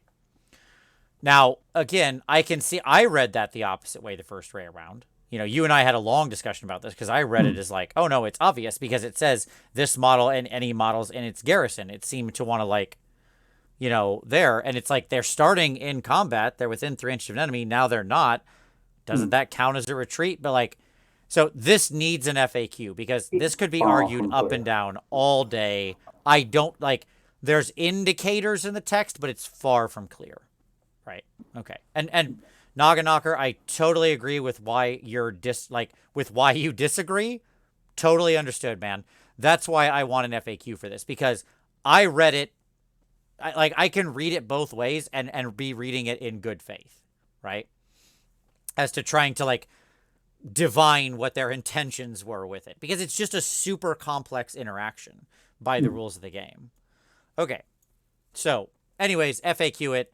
Put in the designer's commentary and just give us an answer and we can all move on with our lives. Yeah, exactly. I don't really mind which way it is, just as long as I know. Right, exactly. Yeah, it can go either way. Just give us an answer. Fly high. So instead of making a normal move with this model, if there are less than 7 wounds currently allocated to this model, you can say that it will fly high. It can retreat and disengage. So it calls back to that other disengage rule and retreating, okay? Meaning you can do it if you're in combat. If you do so, remove this model from the battlefield and set it up again more than 1 inch from any terrain features or objectives, which that's a weird restriction. I don't know why, but okay. Nobody else has like a terrain features or objectives restriction on setup. And like you'd still be claiming an objective theoretically if it wasn't a setup, which doesn't often claim objectives because it's not a move, blah, blah, blah, blah, blah. Why are we talking about this? Okay. And more than 9 inches away from any enemy models. All right. Right. Got it. Why did it need the brackets? Yes. Why did it need the it can retreat and disengage? Yes. Setups are setups. Setups are never retreats. Why put the word retreat in a setup rule? Right. And the easy example of this, by the way, is think of any teleport that's in the game where you can teleport people out of combat. There are many of them, right? Many of them where you can just like select a unit and you can teleport them whether they're in combat or not. You just have to set them up 9 inches away. Those units, when they get reset up, don't count as retreating, right? They just get reset up. Happens all the time. Yeah, it's just how the rules work. Right. So why suddenly does this one say... So are you saying it also counts as a retreat even though it's a setup? Like, even though we're replacing a normal move? Again, you and I had different reads on this. I can totally see your read of like, oh no, it's not. They're just putting it there as a can. But I can also completely read somebody, see somebody reading the opposite. So like, again, this just needs all the clarifications. Yeah. My initial gut feeling, and that's the silly thing. I'm reading rules and I'm having to go with a feeling, right, rather than just reading the rules.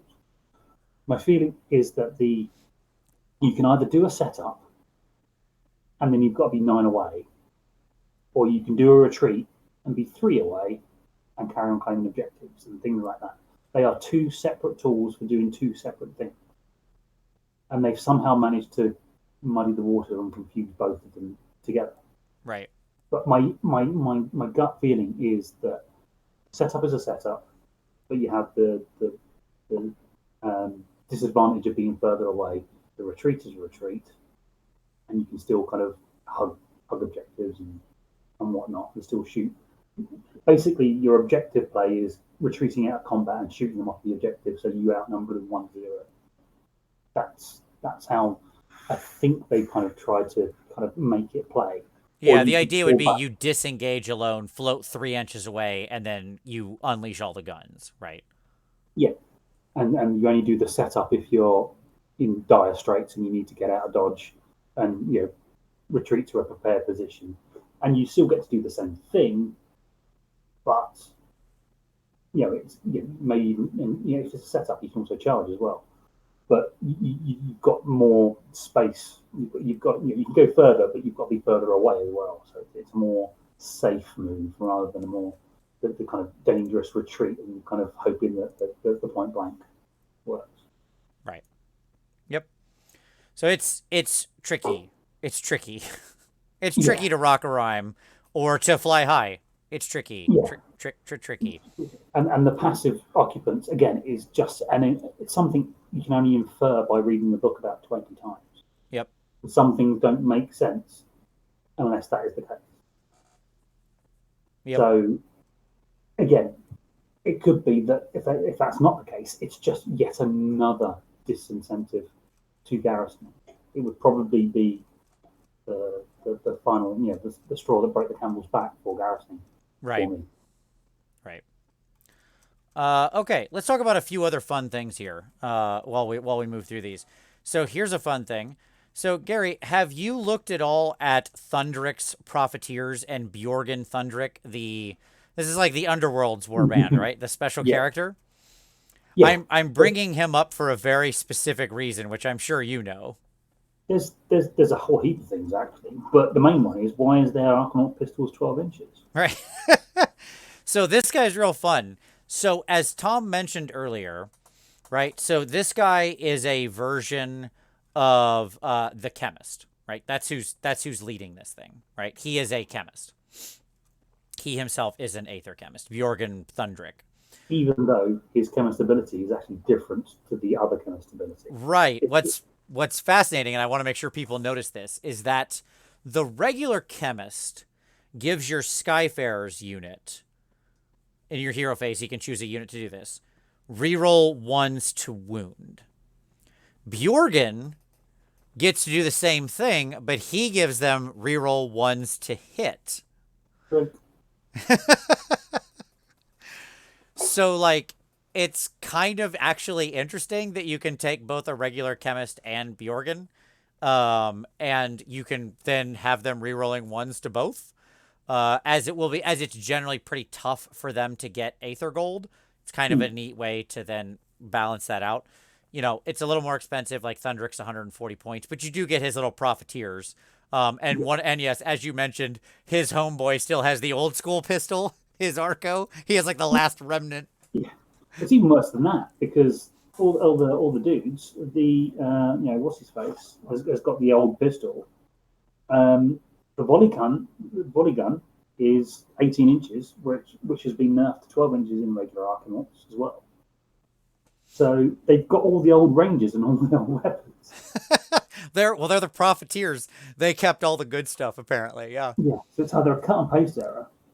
So it feels like a cut and paste error, but okay. Hey, bank error in your favor. Collect 6 extra inches on your gun. Yeah, and they're 140 points for the lot. You know, for the character and the dudes. They're actually really good. Yeah, I agree. Also, interestingly, they have both the Skyfarer, the Thundrick's Profiteers actually have both the Skyfarer and Marine unit.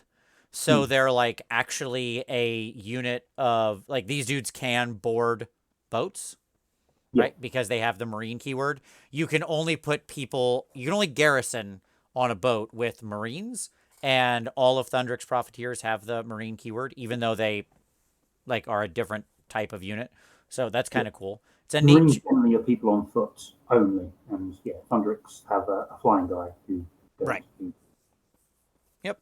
So kind of fun because they can absorb Skyfarer buffs. They can absorb Marine. They can do Marine focus things. So kind of cool. Yeah, they're pretty good. Yeah, 140 points as well. It's and they've got the 4-up save like the Arcanauts as well. Yep. And they are importantly 5-man units as well. Well. Yep. In another note in their favor, they also have a built-in +1 to hit on their war scroll, just a straight up +1 to hit, right? As long as Thundrick himself is around, which is pretty good for all their guns. Like these guys put out a decent amount of shots. I didn't run the numbers on just them, but I should. I should run some numbers on just them, assuming Thundrick's around, because it's actually kind of interesting because Thundrick can give the whole unit +1 to hit by his presence. And he can make them reroll 1s to hit because they are Skyfarers, because they have the Skyfarer keyword, even though only one of them is a Balloon Boy. And so, like, he can actually buff his unit up pretty strong. Yeah, and he's got the existing Chemist debuff as well, -1 to hit, so they become relatively, hard to kill in combat as well. So, for 140, it's a 50-point unit of guns. Absolutely. I actually think this is one of the best, like, Underworld's forces or whatever that's come over into the game. Especially as you can put them in gun holders now, which can take an item which makes them carry 5 models, which this fits in perfectly. Yep. So they can all ride up on the gun hauler and just like woohoo, just go into town. So there you go. Also notably, both their built-in +1 to hit and the -1 to hit that he has the Chemist do not work if this model's part of a garrison. Of course. Yeah. So, yep. So if you do garrison these 5 dudes, everything shuts off. Cool. Let's talk Arco. Because Arco are interesting. So Arco had a big change. The first change is what we all expected, which is they went down to just like you can only build them as per what came in the box. No more 3 light skyhooks, blah, blah, blah. No one didn't think that was going to happen. Right. Obvi, no problem. Duh, we're all good. Okay, great. Great stuff. But Arco changed a lot. They're 90 points now. They're still battle line. 4-inch move, 1 wound, but they have a 4-up save now. Okay. Which is nice. Their pistols went to a 9-inch range, which is very unfortunate because there's a world of difference in this army, literally a world of difference between a 9-inch range gun and a 12-inch range gun. Like it is all the difference. And it wasn't even like these ones were the ones that were going to break anything, like throwing a couple of pistol shots. But yeah. They can switch out for some of the special guns. None of them are like super impressive, but they're all whatever. The light skyhook is still a decent enough gun. However, they're all worse versions of the same gun. Right. In the army. Yep, they're all worse off because of the loss of some other special things. However, what they did get was you can reroll battle shock tests for this unit while it's wholly within 9 inches of an objective, and add 1 to hit rolls for attacks made by this unit while it's wholly within 9 inches of an objective. This ability cannot be used if this unit is part of a garrison. Yep. And this one is so fascinating to me because what that seems to be implying is like, well, how they want you to use Arco is like, load them up. They're, 10 dudes on a 4-up save for 90 points. 10 wounds for 90 points on a 4-up save. Traditionally, we would consider that a pretty decent, wound to point ratio. They can be relatively okay chaff. I think that's the problem, though. I can't honestly picture taking this unit in greater than 10 as a chaff unit. Like, it's fine for that. It is that. Yeah, I think people keep saying it's a really good unit for what it does, and it is, but it's not a really good unit for what it used to do. And I don't care about losing 3 weapons. It's just that they used to be really good second waves. It's like you were an army that had a very low wound count. Your boats and your riggers and all your things, they did lots of damage, but you needed something to kind of come up as a second wave and carry the day once the first wave died almost to a man a lot of the time. And they don't do that anymore. They don't have any place other than being punch bags. And a lot of their abilities are pointless, if I'm honest. Like, they get to +1 hit, which is quite useful, but they've got no real attacks anymore where that's worth it. Right. Like, even the champion, or I don't know what it was called, the champion used to have 2 attacks in combat, and they got rid of that one. He's only 1 now. So apparently, I don't know what was wrong with having a champion with 2 attacks, but all he gets now is a slightly better pistol, which is actually a slightly worse pistol because they reduced the range on it. Right. They don't do anything. They exist really well, but they don't do much. Yeah. They're like relatively cheap-ish warm bodies. And like they're still not as cheap as some warm bodies, right? Let's be fair. I mean, sure, you can have a 4-up re-rolling save on that key turn, but then they just die the turn after. And they've got Battle Shock re-rolling when actually you've got Battle Shock immunity almost everywhere else in the list. So there's just lots of why when it comes to looking at the scroll. You can stick them in cover and you can get a 3-up save, maybe even a 3-up re-rolling save, and that's wicked for a turn. But that is all they will do. Even like skinks are how much? 60, 70? Something like that. But they do something. They do the same job, and then they also do something else. They are warm bodies on an objective, but they can also do tricks and they can do little things. If you're not being shot at, then the resilience is immaterial. 10 skinks watching a battle go by is the same as 10 Arcanauts watching a battle go by. They are deck chairs. They just sit and watch things happening. But when you need something to happen in their part of the board, skinks can do weird things. They can jump out of combat. Can do their things. They can have an impact. Whereas Arcanauts don't really. They just exist, for want of a better word, for one turn. And sometimes that is an important turn, which is why I don't hate having 10 in that battalion. But I can't envision it ever taking like 30 to battle. Right. It's just, it doesn't. And to be clear, the damage here that these guys generate is basically 0. Like, it is extremely minimal against a 4-up save. It's in the like 3 to it's 3 on average, 3 to 4 basically is what they do. Right. And chaff isn't supposed to be damaged, and that's fine. Right. But it's the fact they got reduced to chaff, which is the thing that annoys you, because you don't have the spare points in a KO army, because you are naturally always going to be very light on bodies. Right. On the bigger, expensive boats. Yeah, exactly. Yep. Okay. So let's kind of close this out, Gary, and let's talk about the last thing we haven't talked about, which is ironic, given it's usually where we start our discussions. But here, I feel like it's the right answer to talk about these last, okay?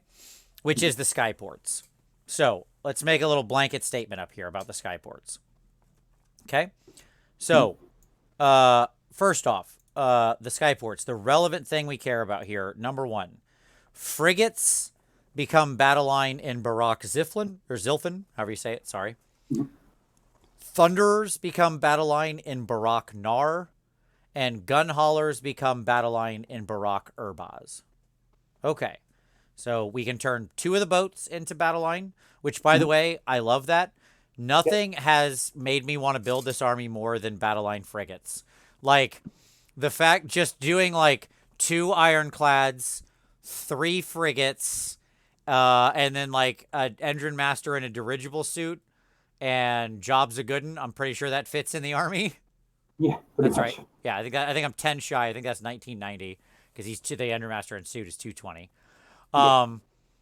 That sounds like an awesome army to me. I love that. I love everything about a 6 model army of just boats hauling around the battlefield shooting stuff. It makes me so happy. So maybe I'll build that army at some point in the future. But so just one more time: frigates in Zilfin, gun haulers in Urbaz, and thunderers in Baraknar. So let's talk about these skyports. So what's your sort of default choice you've been playing around with? Who do you like? The default is kind of Zilfin. Okay. Just because it plays to the strengths of the army as a whole.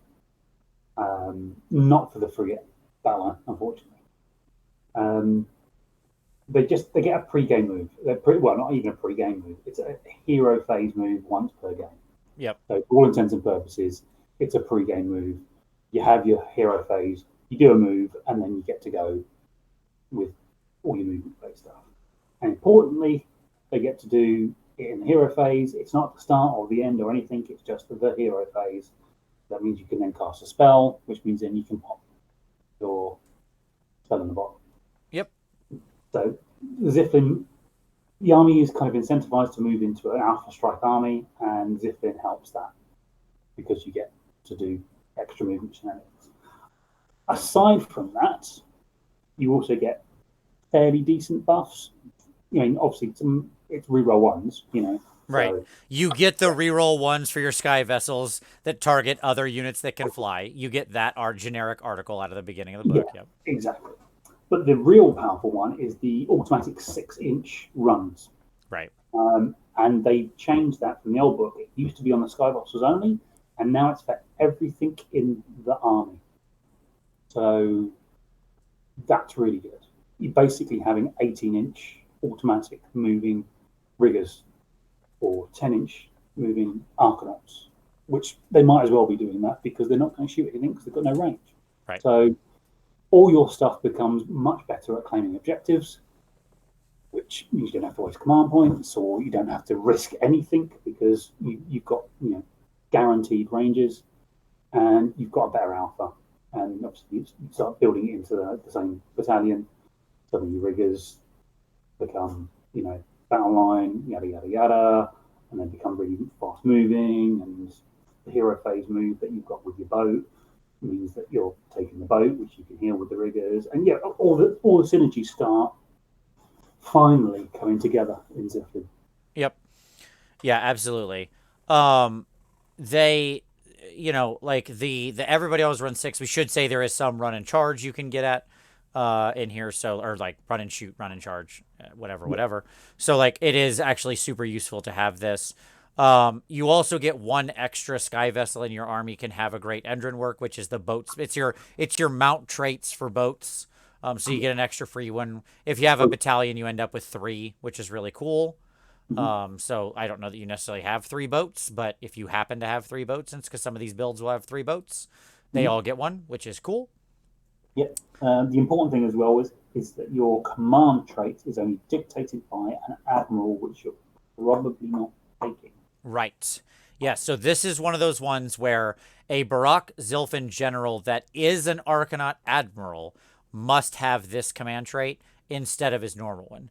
However, the trick is you just don't, if you don't have an admiral, then you still may choose your command trait as normal Well, from amongst it's the even others. better than that. You can have that rule. You just don't make them In again. general, yeah, absolutely. Yep. So yeah, so that makes the whole 1-drop thing very doable in Sky Command. Yep. And then your artifact is you get to pick one of the bearer's missile weapons and add 1 to hit for attack rolls made by that weapon. Okay, cool. Pretty nice on the dirigible suit guy because he's actually got some good guns. So exactly, one of them's like a 6-shot gun, so you stick it on that one, and suddenly it's also the longest range. Yep. So you've got a 6-shot gun hit on 2s against a specific character, damage 2. Yep. Yeah, he can become perfectly respectable. Yep, he can't. As I said before, like you can manufacture like a sweet flying assassin out of that dude. Like I really like the Undermaster on with dirigible suit. I really, really, really hope they give us that character like not as part of the box set sometime relatively soon. But here's what I'll say: if not, hello Brock, you just got a new purpose, right? Like everybody's guy in dirigible suit is just going to be a converted Brock. It's just going to be the way it is. I mean, mine can even possibly do it now, but it's he is the biggest winner of this book by a long shot, and I feel that he is best suited in Ziffin because everything just works. Yeah, in a book that is very hard to get working, it suddenly all just kind of snaps into place when he's in charge. Yeah, exactly, and in Ziffin as well specifically. Yep, agreed. So yeah, I mean Zilfin's good. I like it a lot. Obviously, I love battle line frigates. Like, who's gonna complain about that? Super cool. So super sweet, right? Let's talk about. I think another one that's kind of fun is let's talk about Urbaz. Yeah, probably the best of the rest. Yeah, Urbaz is really cool. So, obviously, what we're getting with Urbaz is the gun haulers as gun line, or gun line as battle line. I mean, I guess it's kind of true in this army. Yeah. Yeah, gun line is battle line is gun line. That's what it is, right? That's what we're talking about. All right, so Barak Urbaz. This is like the money city. When you got to get that, cheddar, you got to get that gold, baby. And this is where all your Aether Gold shares really start doing some work. It's the one that really makes that part of the allegiance ability really sing. Right. So first of all, do not subtract 1 from the bravery characteristic of a Barak Urbaz unit that spends a share of Aether Gold. Like, okay, cool. Like, just what a... So I would have rather just... not having a negative. Yeah, exactly. Thanks for that. But that's okay. Like, that's silly, and I hate stuff like that. I hate when you build in a negative that doesn't need to be there to begin with, and then your special ability is backing out a negative that shouldn't have been there to begin with. But I don't care. Urbaz is still good. Because your article is seek new prospects. You can reroll battle shock tests for friendly Urbaz units while they're wholly within your opponent's territory, which is like, okay, fine, neat. Not just reroll battle shock tests or not immune to battle shock in your opponent's territory. No, I just get a reroll when I'm completely in there. Okay, fine. But the amendment is pick up to, this is really the reason you take this, pick up to D3 different friendly Barak Urbaz units. Each of those units starts the battle with 1 share of Aether Gold in addition to any they normally receive. This is a good ability. If you're on average getting 2, this means your rigger units that are 6-mans could now start with Aether Gold, giving them rerolls to hits, rerolls to wounds, blah, blah, blah. You don't have to max your balloons to get something. Yeah, you don't have to suddenly spend 400 points to benefit from your allegiance ability. Right, exactly. So that's a very good ability. I like that one. You can also double up, obviously, right? Because you could, if you had a big brick of thunderers, you can drop another unit or drop another piece of gold on them, right? So then they've got 2. Yeah. So then they get 2 shading phases of like quite high potential damage. Great. If not more. Yep. And then where there's war, there's gold. Once per battle at the end of the combat phase. Once per battle, yet again. 1 friendly Skyfarers unit that fought in that phase gains 1 share of Aether Gold. I love this idea and hate the way this is written. So let's go through the number of times it says one thing. Once per battle, 1 friendly Skyfarers unit gets 1 share of Aether Gold at the end of the combat if they survived. right? Like, one, I love giving Skyfarers Aether Gold. Super cool. Giving Endrin Riggers Aether Gold is awesome. But, man, couldn't that just be, like, you know, once per battle, all of your units get it? Or you know what I mean? Or just at the end of every combat phase, you get to pick one Skyfarers unit that fought, and they get a share of Aether Gold. Like, we're talking about a 12 wound total unit here, probably on average. And if we're completely honest, it's probably actually Thunderers. Right. Because they getting the riggers to work, blah blah blah blah blah. But because Urbaz works so much better in the other battalion, which you then have to take some Thunderers, so you might as well lean into the Thunderers and take the 20-man Thunderer unit, which are in combat. If the boat charges into combat, they are in combat, even though they didn't charge, so they might as well get another ability, another Aether Gold, to then lean into the whole kind of 20-man thundering kind of shoot place. Again, it's another one of those kind of linear build path things.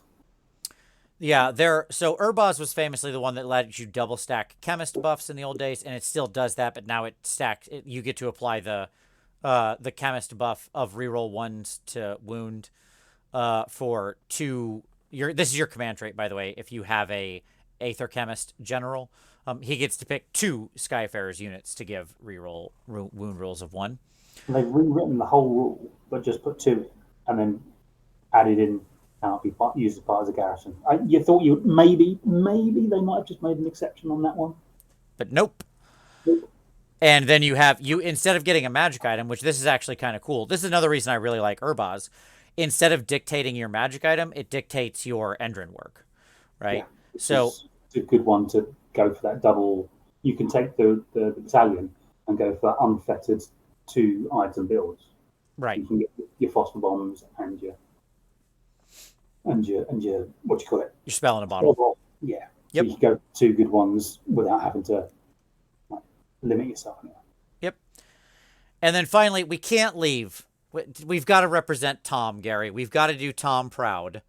And we'll end this discussion with Barak Thring, or however you say it. The City of Ancestors, the one that Tom built his whole army around. So Barak Thring is the combined all the dwarves get together. We're back together. We're all friends again. City. And this is arguably the one where you can actually make the best KO army.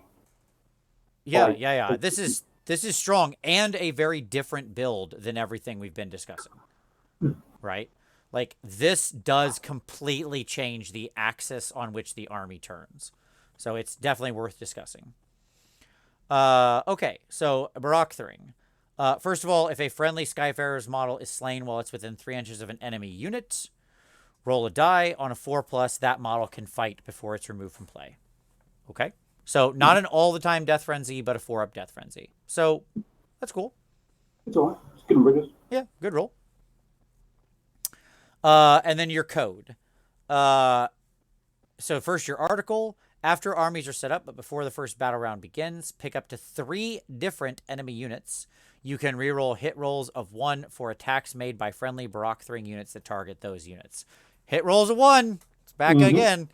But that's actually, I don't hate that one, and it would apply to your other Duerden who are in here as well, because they are still Barak Thring.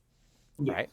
Right? There was something we'll mention about that in a minute as well, but yeah. Yes. So now let's talk about the amendment. Take help where you can get it.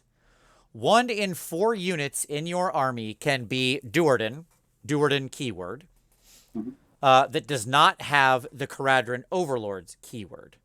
Those units gain the Barak Thring keyword. So this would mean normal dispossessed. This would mean fire slayers, right? That's what you can bring in here. It also means chaos hell cannons.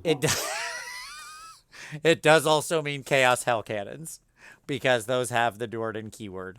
So if you were looking to get a chaos hell cannon into your order KO army, congratulations, that door has been opened for some funny reason. So there you go. However, we're not done with the text, because that would be kind of how cities work if we just stopped there, right? Like the cities units like Tempest Eye, it's like 1 in 4 can be Kharadron Overlords. Okay. It's slightly different, but yeah, I wish they'd just transposed it almost verbatim over. They messed a little thing up. So then, but instead we have this extra text. They, meaning these other Duerden who are not Kharadron overlords, cannot be the army general and do not count towards the number of battle line units in the army. Yay. And that's a real shame. Yes. Like, I would get the not a general thing. I'm actually okay with that. I kind of like that flavorfully, right? Like, that makes sense. Sure, you're not hiring these other dudes and making them the general of the army. That's weird. But like, yeah, why not battle line? Like, if you bring in a bunch of, Longbeards or whatever, I don't remember the regular dispossessed battle line, but, a generic dwarf battle line feels like they should still be battle line, right? Like, it's weird that they lose that.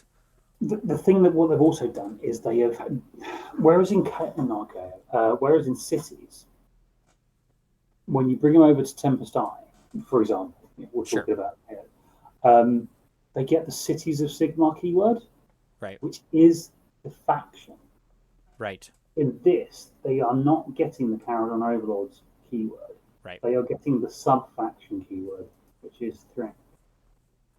That means that there is a big question in the air of whether they even count as allies, because allies are based upon you not having the keyword that binds the army together, which is Kharadron Overlord. So it works in cities because they get the Cities of Sigmar keyword, which is the book, which is the allegiance, and that's it. There was a big question mark on whether what they meant to do was make them not allies and bring in all the Duardin. But by giving them the sub-faction keyword, that is not what your army is based upon. Right. So you might have to use your allies allowance for it. And if that is the case, what's the point? Right. To me, this seems like one of those things that just is like missing text. Because the intention here is clearly that they're not allies, right? Like it just feels like that's the intended functionality. Yeah. I mean, they're sort of pseudo-effective allies, right, in just how they end up working. But like you're right, as it is, they don't share the army keyword, so almost by definition, they end up as allies. But like clearly, we just need an FAQ. We're back to needing an FAQ on this. So there you go. They are part of the army. If the FAQ goes that way, you can build some quite funny armies where you take mostly half-god berserkers, fill out your battle line with a general, and then take some allies, which happen to be fire slayers as well. And so you end up with an army which is basically 75% fire slayers. Right. Yep. You could end up with like 3 units of Arco and a leader in KO, and literally the rest of the army is fire slayers. It's basically a fire slayers army. Yeah. Right. Yep. And they can bring all their toys along. Yeah, I think you get all the blocks that you want and all the related kind of hero. You basically end up taking the hero support out of the Allies Alliance, and all the half-god berserkers come out of your proper. It should be noted. Oh, there you go. Of course, the stream is going to drop. Why wouldn't it be? We'll see if this one. We'll see if if it comes back up. There we go. It's back. It just dropped a second. No big deal. Okay. Sometimes it still happens. He is a Skyfarer. Your admiral, he is a Skyfarer, right? Your navigator, he is a Skyfarer, right? So, like all of your normal heroes are Skyfarers. So I don't know if there's any that break that at all. I don't think there's any. I think they're all Skyfarers. So it just feels like extra text for no actual reason, yeah, right? At this point, you're not even stressing about it because you're so used to it. Right. Okay. So I think those are kind of the 3 cities I wanted to focus on, or the 3 Skyports, rather. I think they're all cool. Like, there's other ones like Brocknar. It's interesting if you... Brocknar could be really interesting if, like, magic takes some huge place in the meta. It's kind of the null myriad of this book, right? And that it gives you some extra, like, magic-related stuff. Thunderers, I'll probably try it at some point to see if it's kind of cool. But yeah. But I mean, like Moira was pretty cool as well. I mean, because it's got a really good item. It's probably got one of the better items in the game. Mm-hmm. But attached with so many provisos and ifs and buts, and you got to do this and all that. But you've got to weigh up whether it's worth it. But it is a really good item. It's affectionately known as the fuck you staff. Yes, yes. We should talk about the staff. Let's make some quick notes on those. So this was the this is Barak Mornar, right? So yeah, Barak Mornar, the City of Shadow, which does have a super cool logo, by the way. I love the logos of all these cities. They're awesome. They've got a lot of the fluff. Yeah. On in this. You can tell most everything about the city just from looking at the logo. That's good art. So Barak Mornar, which the rest of their abilities are like, okay, I'm not really going to go into them, but they have the best magic item, the Gale Force Staff. At the start of the enemy charge phase, you can pick one enemy unit within 12 inches of that bearer, have charge rolls for that unit in that phase. And for once, none of this cannot be used while garrisoning or anything like that. Right. So you can land a boat in their face and do the thing that your army was apparently supposed to do, and then stop them charging you. And so therefore it mitigates one of the big downsides of having garrisons, which is losing everything to a bad charge. Right. Yep. And then one quick note on, for those who might be wanting to focus more on like the Endrin Riggers and Sky Wardens, or who really have Sky Wardens and want to make the most use out of them, you want to look at something like Barak Zahn, because Barak Zahn's generic ability is you add 1 to wound rolls, just a straight up +1, a rarity in this book, for attacks made with melee weapons by friendly Skyfarers units that made a charge move in the same turn. So still limited, only Skyfarers and only if they charged, but that's still good. So that's your heroes and your Endrin Riggers and your Sky Wardens and so on.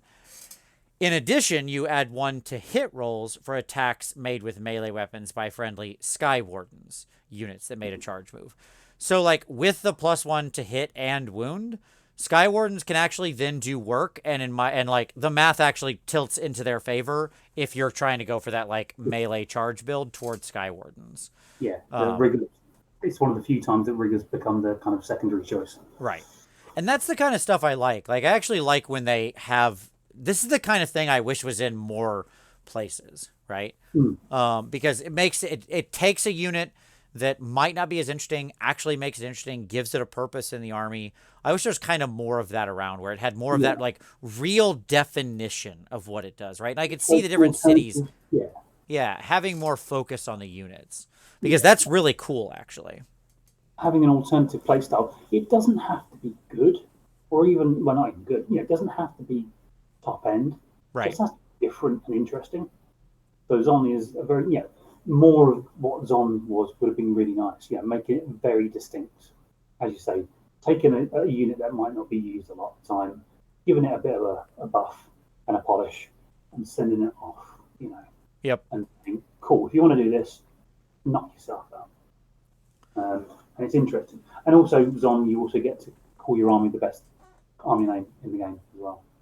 You get to call it Zon in 60 seconds.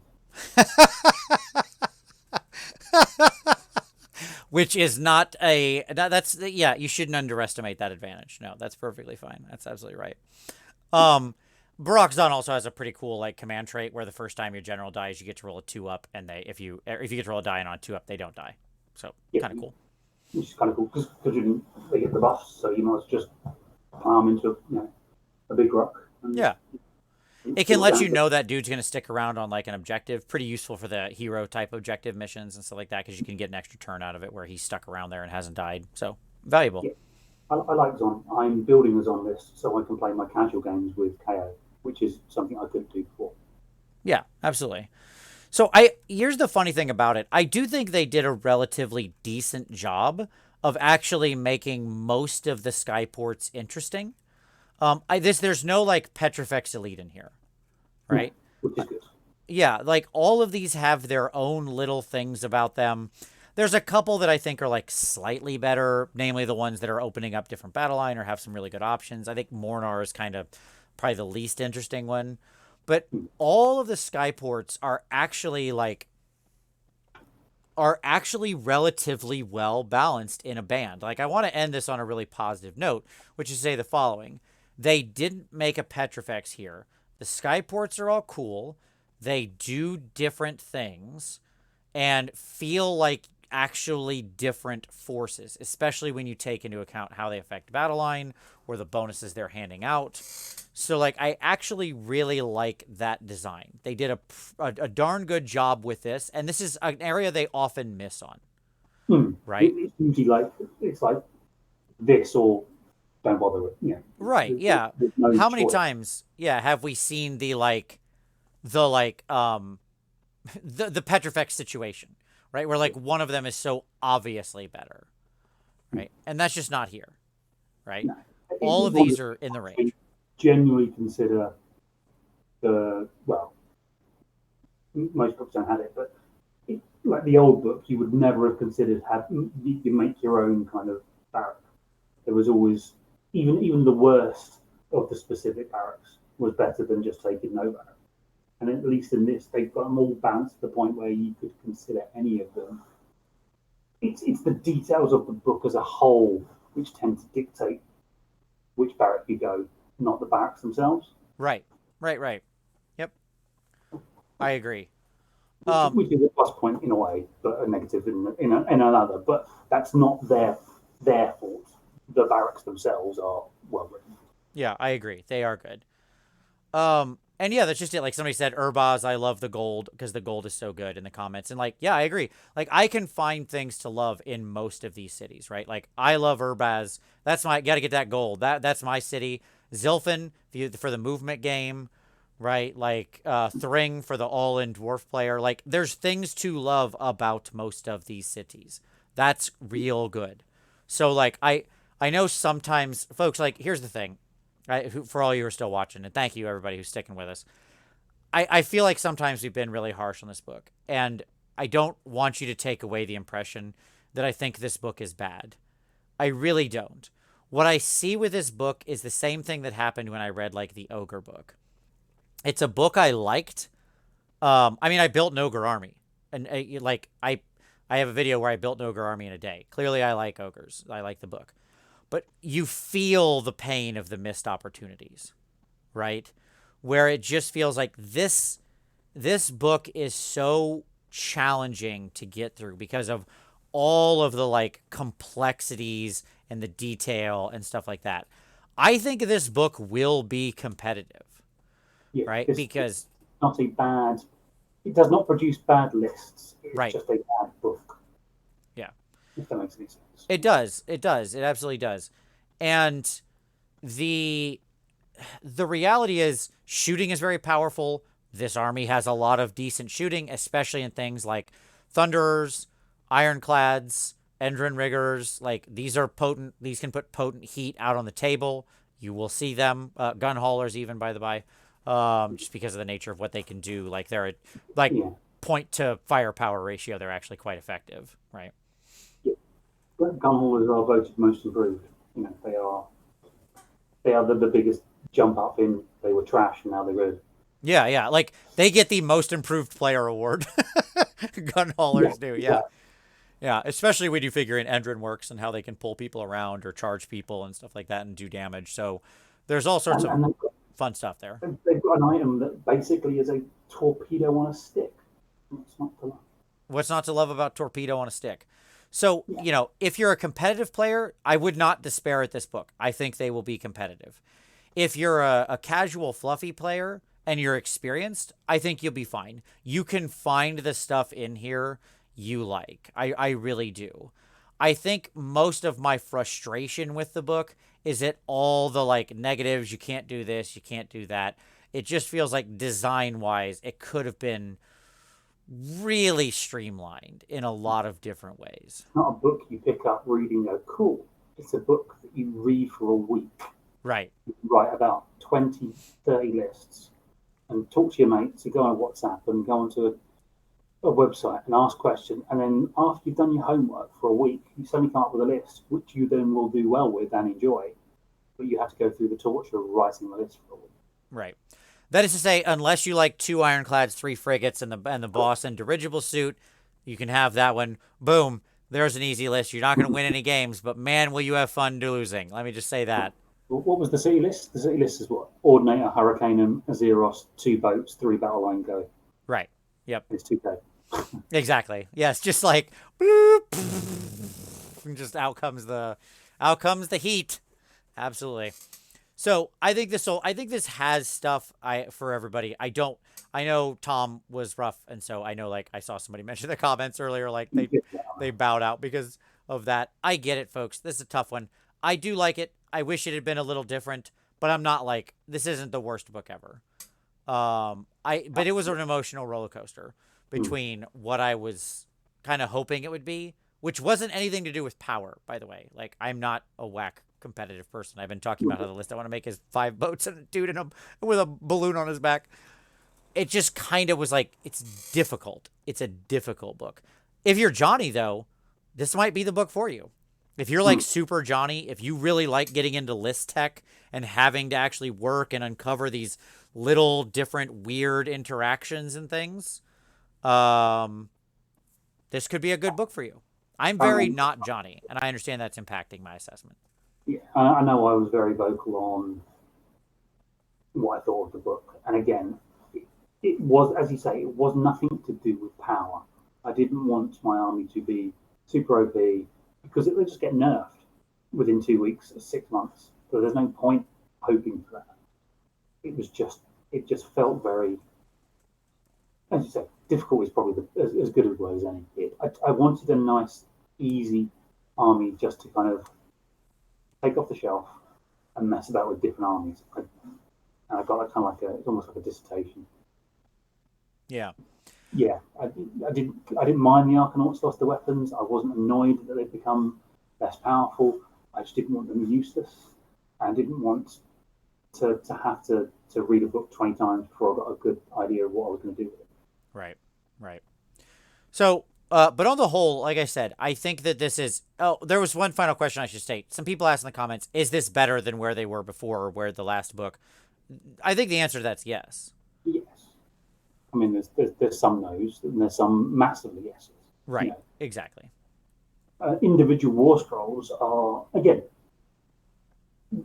it's all been updated, it's all been brought into line. It's just it is just those kind of those exceptions that feel tacked on that tends to jar the army. So the nuts and bolts tend to be, you know, the core meat and potatoes of the army seems to be fine. You know, the stats are fine, the weapon ranges, apart from the pistols, tend to be fine. Everything's fine.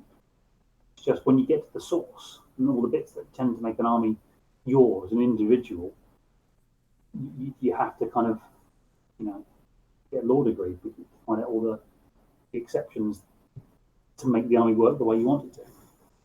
Yep. So, and here's sort of a final note. You know, we're going to be talking about Tzeentch either next week or the week after. I have to ask Coach if he minds doing the Tzeentch book when I'm at his house in Australia. But like that book, it's not a great, like, that Tzeentch book is bent, trending, broken, and all you have to do is go down. Right? Yeah. Like, when I look at that book, all I see is, like, is it going to get kicked in the FAQ? If no, how bad does it get kicked in GHB 2020? When I look at the KO book, it came in pretty in the middle. It came in very Slaves to Darkness, honestly, with like feeling about where it's sitting. It's a very fat middle. It's very comfortable. Won't be overtly powerful. I think they were somewhat worried about it being, you know, one of those like negative books because it's shooting, and this can only go up. Right? Like, I expect we will see some points adjustments down in some minor ways in some future books. So, like, there's real potential for this book. And as I said, I think KO is in, like, you're where you wanted to be. You know what I mean? You're not bad. You're not getting negative attention. It's solid. It's competitive. It can be fun. Just understand that it will be a challenging book. That's not a negative. I'm just trying to make a factual statement. Things can be challenging and good. It's challenging to run a marathon. That doesn't mean it's a bad thing to run a marathon. It just means it's challenging. I think there is one exception, which I won't go into too much, because A, I don't want it to be FAQ, and B, you can use the army in 2 weeks. So I think that, but even that is in itself, there was 10, if you're looking through the Tzeentch book, there was a plethora of things that you're like, what? You know, and I think there's only one genuinely, like, not awful, but one generally kind of. I could see an FAQ bringing this particular interaction down because it might end up being a bit not the way they were intending things to work and a bit oppressive. But that's again for a hit ratio for a book, that's actually quite good. Yeah, there's usually a lot of things that kind of four or five things that you can go, well, that might be toned down, that might be toned down, that might be toned down. And so it's not that they haven't got the things that might need toning down. It's just the general feel of the book feels, as you say, fat metal. Yep, agreed. All right, so there you go. That's Kharadron Overlords. It's been an emotional roller coaster, but thank you all for sticking with us. Hey, if you liked this, I know it was a long one. Everybody hit that like button. Let's because this one will get some dislikes, because anytime we try to like be a little bit blunt about a book, the dislikes roll in. So if you watch this and you liked it, hey, hit the like button. I would really appreciate that. But Gary, thank you very much, buddy, for hanging out with us. I appreciate you putting on your Admiral's hat, your tricorn hat, and sailing the skies with me here for several hours. Not a problem. All right. To all of you out there, thank you very much for watching. As always, we really appreciate it. I'll see you all next week from Australia. I don't know what time the show will be because I don't know time zones and how that's all going to work. It'll be whenever I can, but it'll be sometime on Wednesday. So there you go. But anyways, thank you very much, everybody. I really appreciate you watching. We'll see you next Wednesday.